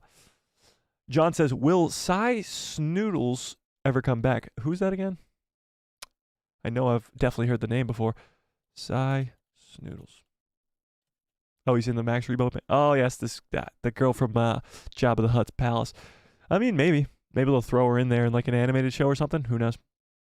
Oh, you know where she could be? She could be at Jabba's palace when you play Jedi Outlaws. Interesting. Fearless says, exactly. Star Wars is for everyone because we are the people who love Star Wars. There you go. There you go. George's involvement would bring the fan base together. Oh, 100%. Yes, it would. Yes, it would. Yeah. It 100% would. For sure. Here, just for shits and giggles, let's just end that poll. See where that ended at. 60% of you are not excited for the Rey movie, but the math is not mathing, but that's okay. Let's start up a new poll. Would you want George Lucas to work on a future Star Wars project? Yes or no? I'm pretty sure I know where this poll is going to go. I just wanted to do it for fun. Just wanted to do it for some fun, you know? Catspaw says, I think George Lucas will buy the IP back, but hand it over to the real Star Wars lore and writers and directors. Disney lied to him when they purchased it and turned it into something far from his vision. I think that the second half of that is true. However, George is still not going to buy it back. He doesn't want to. John says, can we talk about the news of the Godzilla -1 director being involved with Lucasfilm by Dave Filoni? Yeah, we can talk about that a little bit. Let's talk about that before we get into this Katie Sackhoff news. So, Godzilla -1 is a Godzilla movie that was created in Japan for a very, very low budget.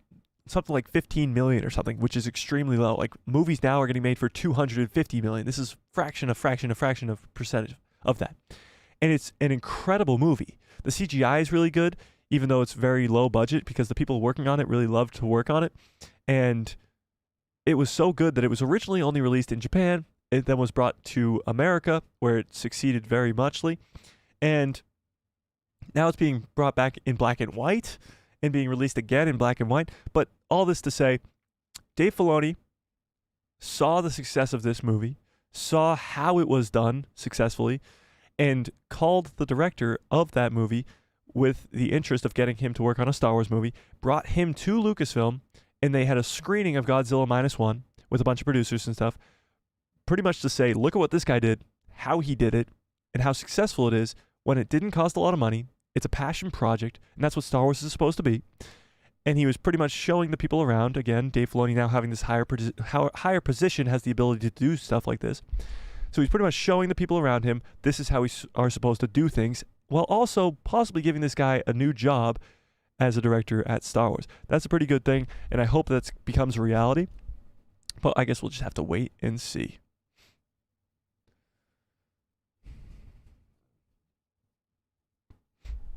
%, but will it happen? No. I hope it happens. George Lucas, happens. Cappy says, yeah, it depends on how much control he has. He probably won't have much control. He'll probably be involved on a Dave Filoni project where he doesn't really have that much control. Maggie Allen says, George Lucas needs to direct the Rey movie. If he was the director, a lot more fans would watch it. That's for sure. And it would also, it would be a smart move by Lucasfilm, because they would be like, hang on. I mean, the fans would be like, hang on. Rey? Sequels? We don't like that. George Lucas, we love that. What? Like, their brains would go to mush. They wouldn't know what to think. So it would be a smart move to do that. Like, they're not thinking. If they put Charmin Obaid-Chinoy in charge of a already popular and easy successful movie, like maybe Dawn of the Jedi, and then put a more experienced director like Dave Filoni, Jon Favreau, or anybody else in front of a George Lucas, in front of a Rey movie, then fans would be more excited for that. Yeah. Star Wars Academy says, I think he tried to jam everything into his Star Wars treatments, and it would create a bigger division in the fandom. It's possible. Anthony says, notice how it was Dave Filoni who contacted him, and most likely not Kathleen Kennedy. Jon Favreau did the same thing with the Mando series. That speaks to Filoni's newfound power as CCO. Yeah, it was definitely all on Dave on that one. Caspaw says, unfortunately, Star Wars is turning into something not for everyone lately, thanks to Disney and Darth Kathleen Kennedy. I disagree with that. I think Star Wars is still for everybody, and I think actually more so now than even 5 years ago. It's more for everybody. You have like kids shows like Young Jedi Adventures. You have shows like Andor, shows like Mando, shows like Ahsoka that are all kind of different for different people. I actually disagree. I think it's more so for everybody. Yeah. John says, I'm 24 and I can't imagine how big Star Wars is going to be in 20 years. It seems like it's gaining popularity every year. I agree with that. Yes. Yes, I do. I think it will continue to gain popularity. 100%. Yes. Yes, indeed. All right, let's dive into this Katie Sackhoff and Sam Witwer stuff before we get on out of here, because we are already at almost 2 hours and 10 minutes. Crazy. 7,000 subscribers, really? That's wild. All right, let's read it. Katie Sackhoff and Sam Witwer, right here, on a podcast together, discuss the Clone Wars and the Mandalorian, Lucasfilm's loyalty, and more. So, just for a little bit of backstory here, Sam Witwer, of course, is the voice of Darth Maul in the Clone Wars and in Rebels and in the Solo movie. Katie Sackhoff is the voice of Bo-Katan and Bo-Katan in live action. The two of them worked together, of course, on the Clone Wars during the Mandalorian arcs with Bo-Katan and Maul on the same screen together. They worked together probably on Rebels a little bit, and they just know each other from working together in the past. So, Katie Sackhoff launched her podcast, Blah, Blah, Blah, about 6 months ago, and Star Wars-connected guests are predictably making the rounds, including Bryce Dallas Howard or this past week's guest, Sam Witwer. I tuned in for Whitwer. Given his pair's history. Given this pair's history, both working on Battlestar Galactica and the Clone Wars, as well as a numerous of miscellaneous Star Wars projects Sam Witwer has been involved in. Currently, Blah Blah Blah is releasing twice a week, and you can find it on YouTube, Apple Podcasts, and Spotify. I have actually not listened to any of this. I might have to go listen to this podcast now, but yeah. I have to admit that when I saw she announced a podcast, I thought, oh boy, another celebrity podcast. And had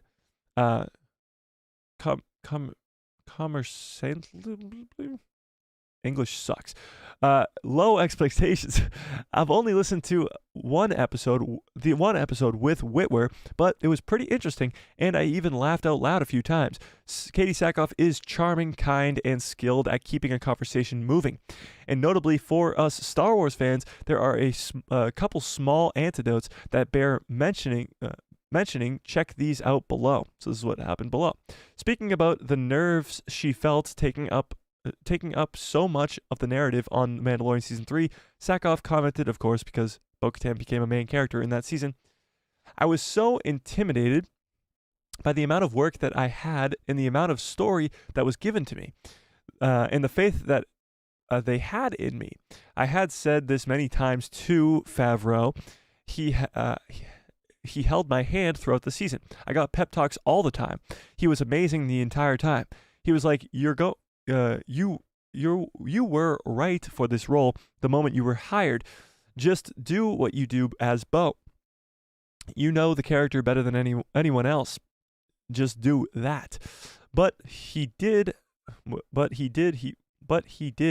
believed in me as much as I learned that a couple times, because there were many times when my mind would start to run and I would get ahead of myself, and I would get into what people were going to say and what they were going to think of my performance, because it's Star Wars. Everyone is going to say something. Everyone is going to have their own opinion, and going in, you can't win them all. This is actually very true. You can't win them all. The Star Wars fandom is always going to find something to complain about. There's always certain portions of the Star Wars fandom that will find something to complain about, and she talked about how she had a way bigger role in this third season, and she had to worry about that. She began to worry about that, and Jon Favreau kind of helped her out.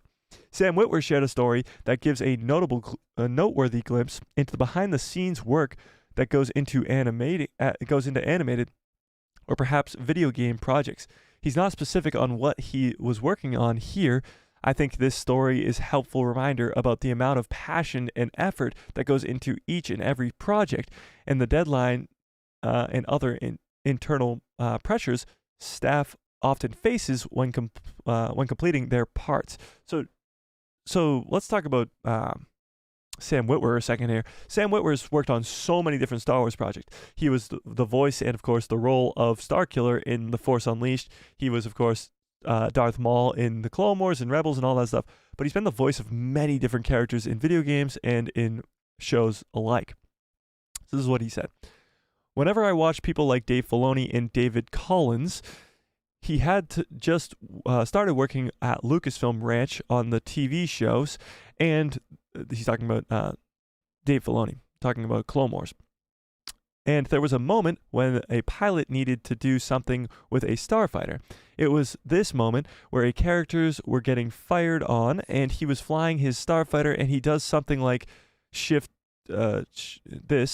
changing movement, and shows the starfighter shooting off. And David is like, okay, so this needs to be a moment. It needs to be something big, clunky sound, and then zip off. And I think in Raiders of the Lost Ark, I'm going to see if I can get an engine sound, that sound from the truck. So they're literally taking different pieces from different projects from 40 years ago to use as sounds for the animated project. That's kind of cool. I'm going to see, I just said that. And he pulled it up from the library and they put it in. Okay, I think they really need a cool buzzy engine from Attack of the Clones, and he takes that and pulls it from there. This is actually pretty damn cool. Let me get to here. From Attack of the Clones, And he takes that and pulls it from there. And now I'm going to take this and reverse it, blah, blah, blah, blah, blah. Hey, that's the name of the podcast. Blah, blah, blah, blah, blah. And he's going to wrap, and he's going to into warp speed. I watch him work so fast, and finally he hits play, and I'm like, dude, that's awesome. And he says, I can't spend that much time on the next piece. I got to catch up. And I was shocked at how fast he was going and how he was giving himself shit for being too slow, and he was going so fast. And the thing that we all learn, where you are on the set of The Mandalorian and you've got maybe 2 tasks to get the key moment out of, it has to be perfect. So the whole concept of people like, well, I would do it differently. No, you wouldn't. I promise you, you wouldn't. So he's talking about being busy, of course, all the time. But this is actually pretty interesting. This is what happens when they're creating Clone Wars and other animated shows. They're pulling from other medias all over the place. It's really cool. And this is, of course, Witwer as Maul. So I would definitely go check out that podcast. I'm definitely going to go check out that podcast with Katie Sackhoff and Sam Witwer, as the two of them were probably talking a lot of Star Wars there. Let me catch up on these chats, and then I'm going to get on out of here. We've been going for 2 hours and 15 minutes, and I'm starting to lose it. All right, let's see. Anthony says, if Lucas were to even co-sign on a script and story for the Rey movie, it would definitely mean that he's thrown a new plot element and character arc into the mix. Oh, 100%. Star Wars Academy says, I'm so old, I'll probably be dead before we get the Rey movie. What? And then a winking emoji. I don't understand. Takashi Yakazuki needs to stay far, far away from Disney Star Wars. It would be a death knell for his career. He needs to stay with making Godzilla movies. Well, I mean, he could make a great Star Wars movie. Maggie says, if I were to direct the next Star Wars movie, interesting. Would you choose the timeline? What would you choose the timeline to be before the prequels, in between the prequels and the originals and the sequels, or after the sequels? That's a good question. If I was to direct the next Star Wars movie, I would make it an Old Republic movie, so before the prequels, and I'd start from the beginning of the Old Republic and the beginning of Darth Revan's story. And it would be Darth Revan beginning of a trilogy. And that would be what I would direct. Yeah.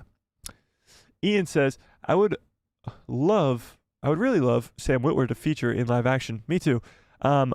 Maybe in a live action Star Killer. I know it'll never happen, but he could. He could for sure.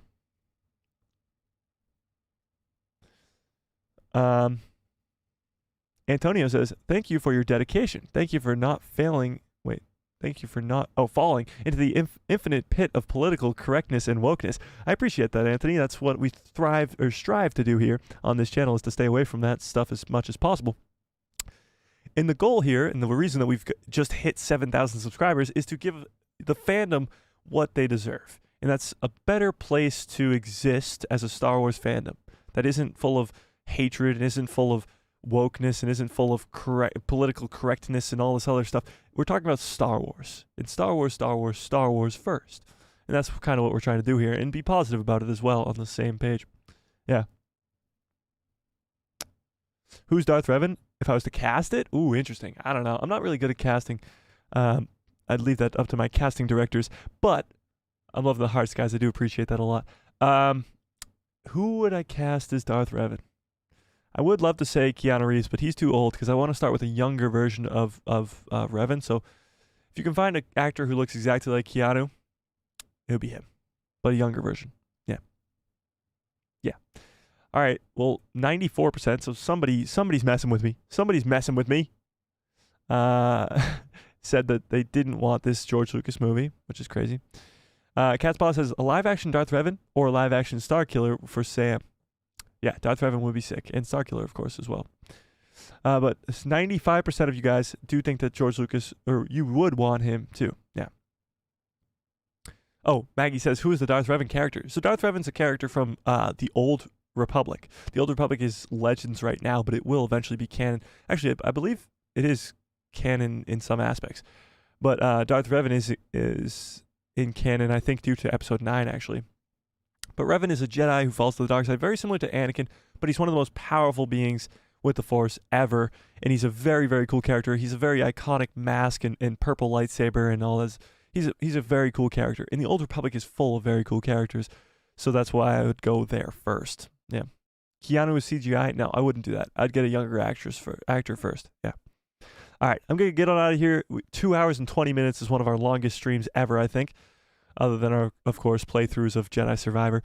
But we hit 7,000 today. 7,000 subscribers. Cannot thank you guys enough. This was an incredible stream, one to remember for the ages.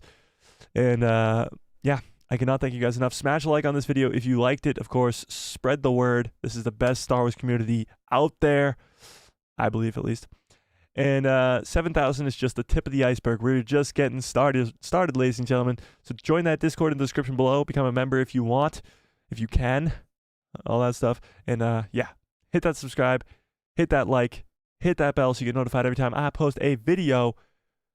And may the Force be with you. Always.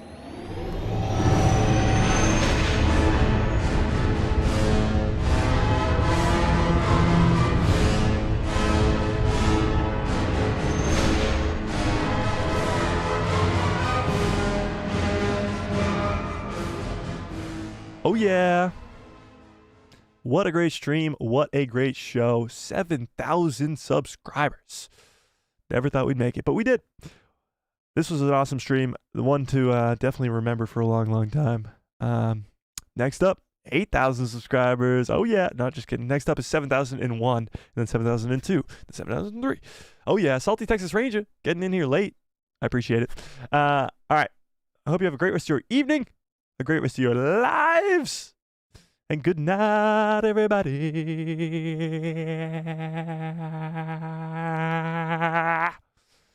Pop that champagne.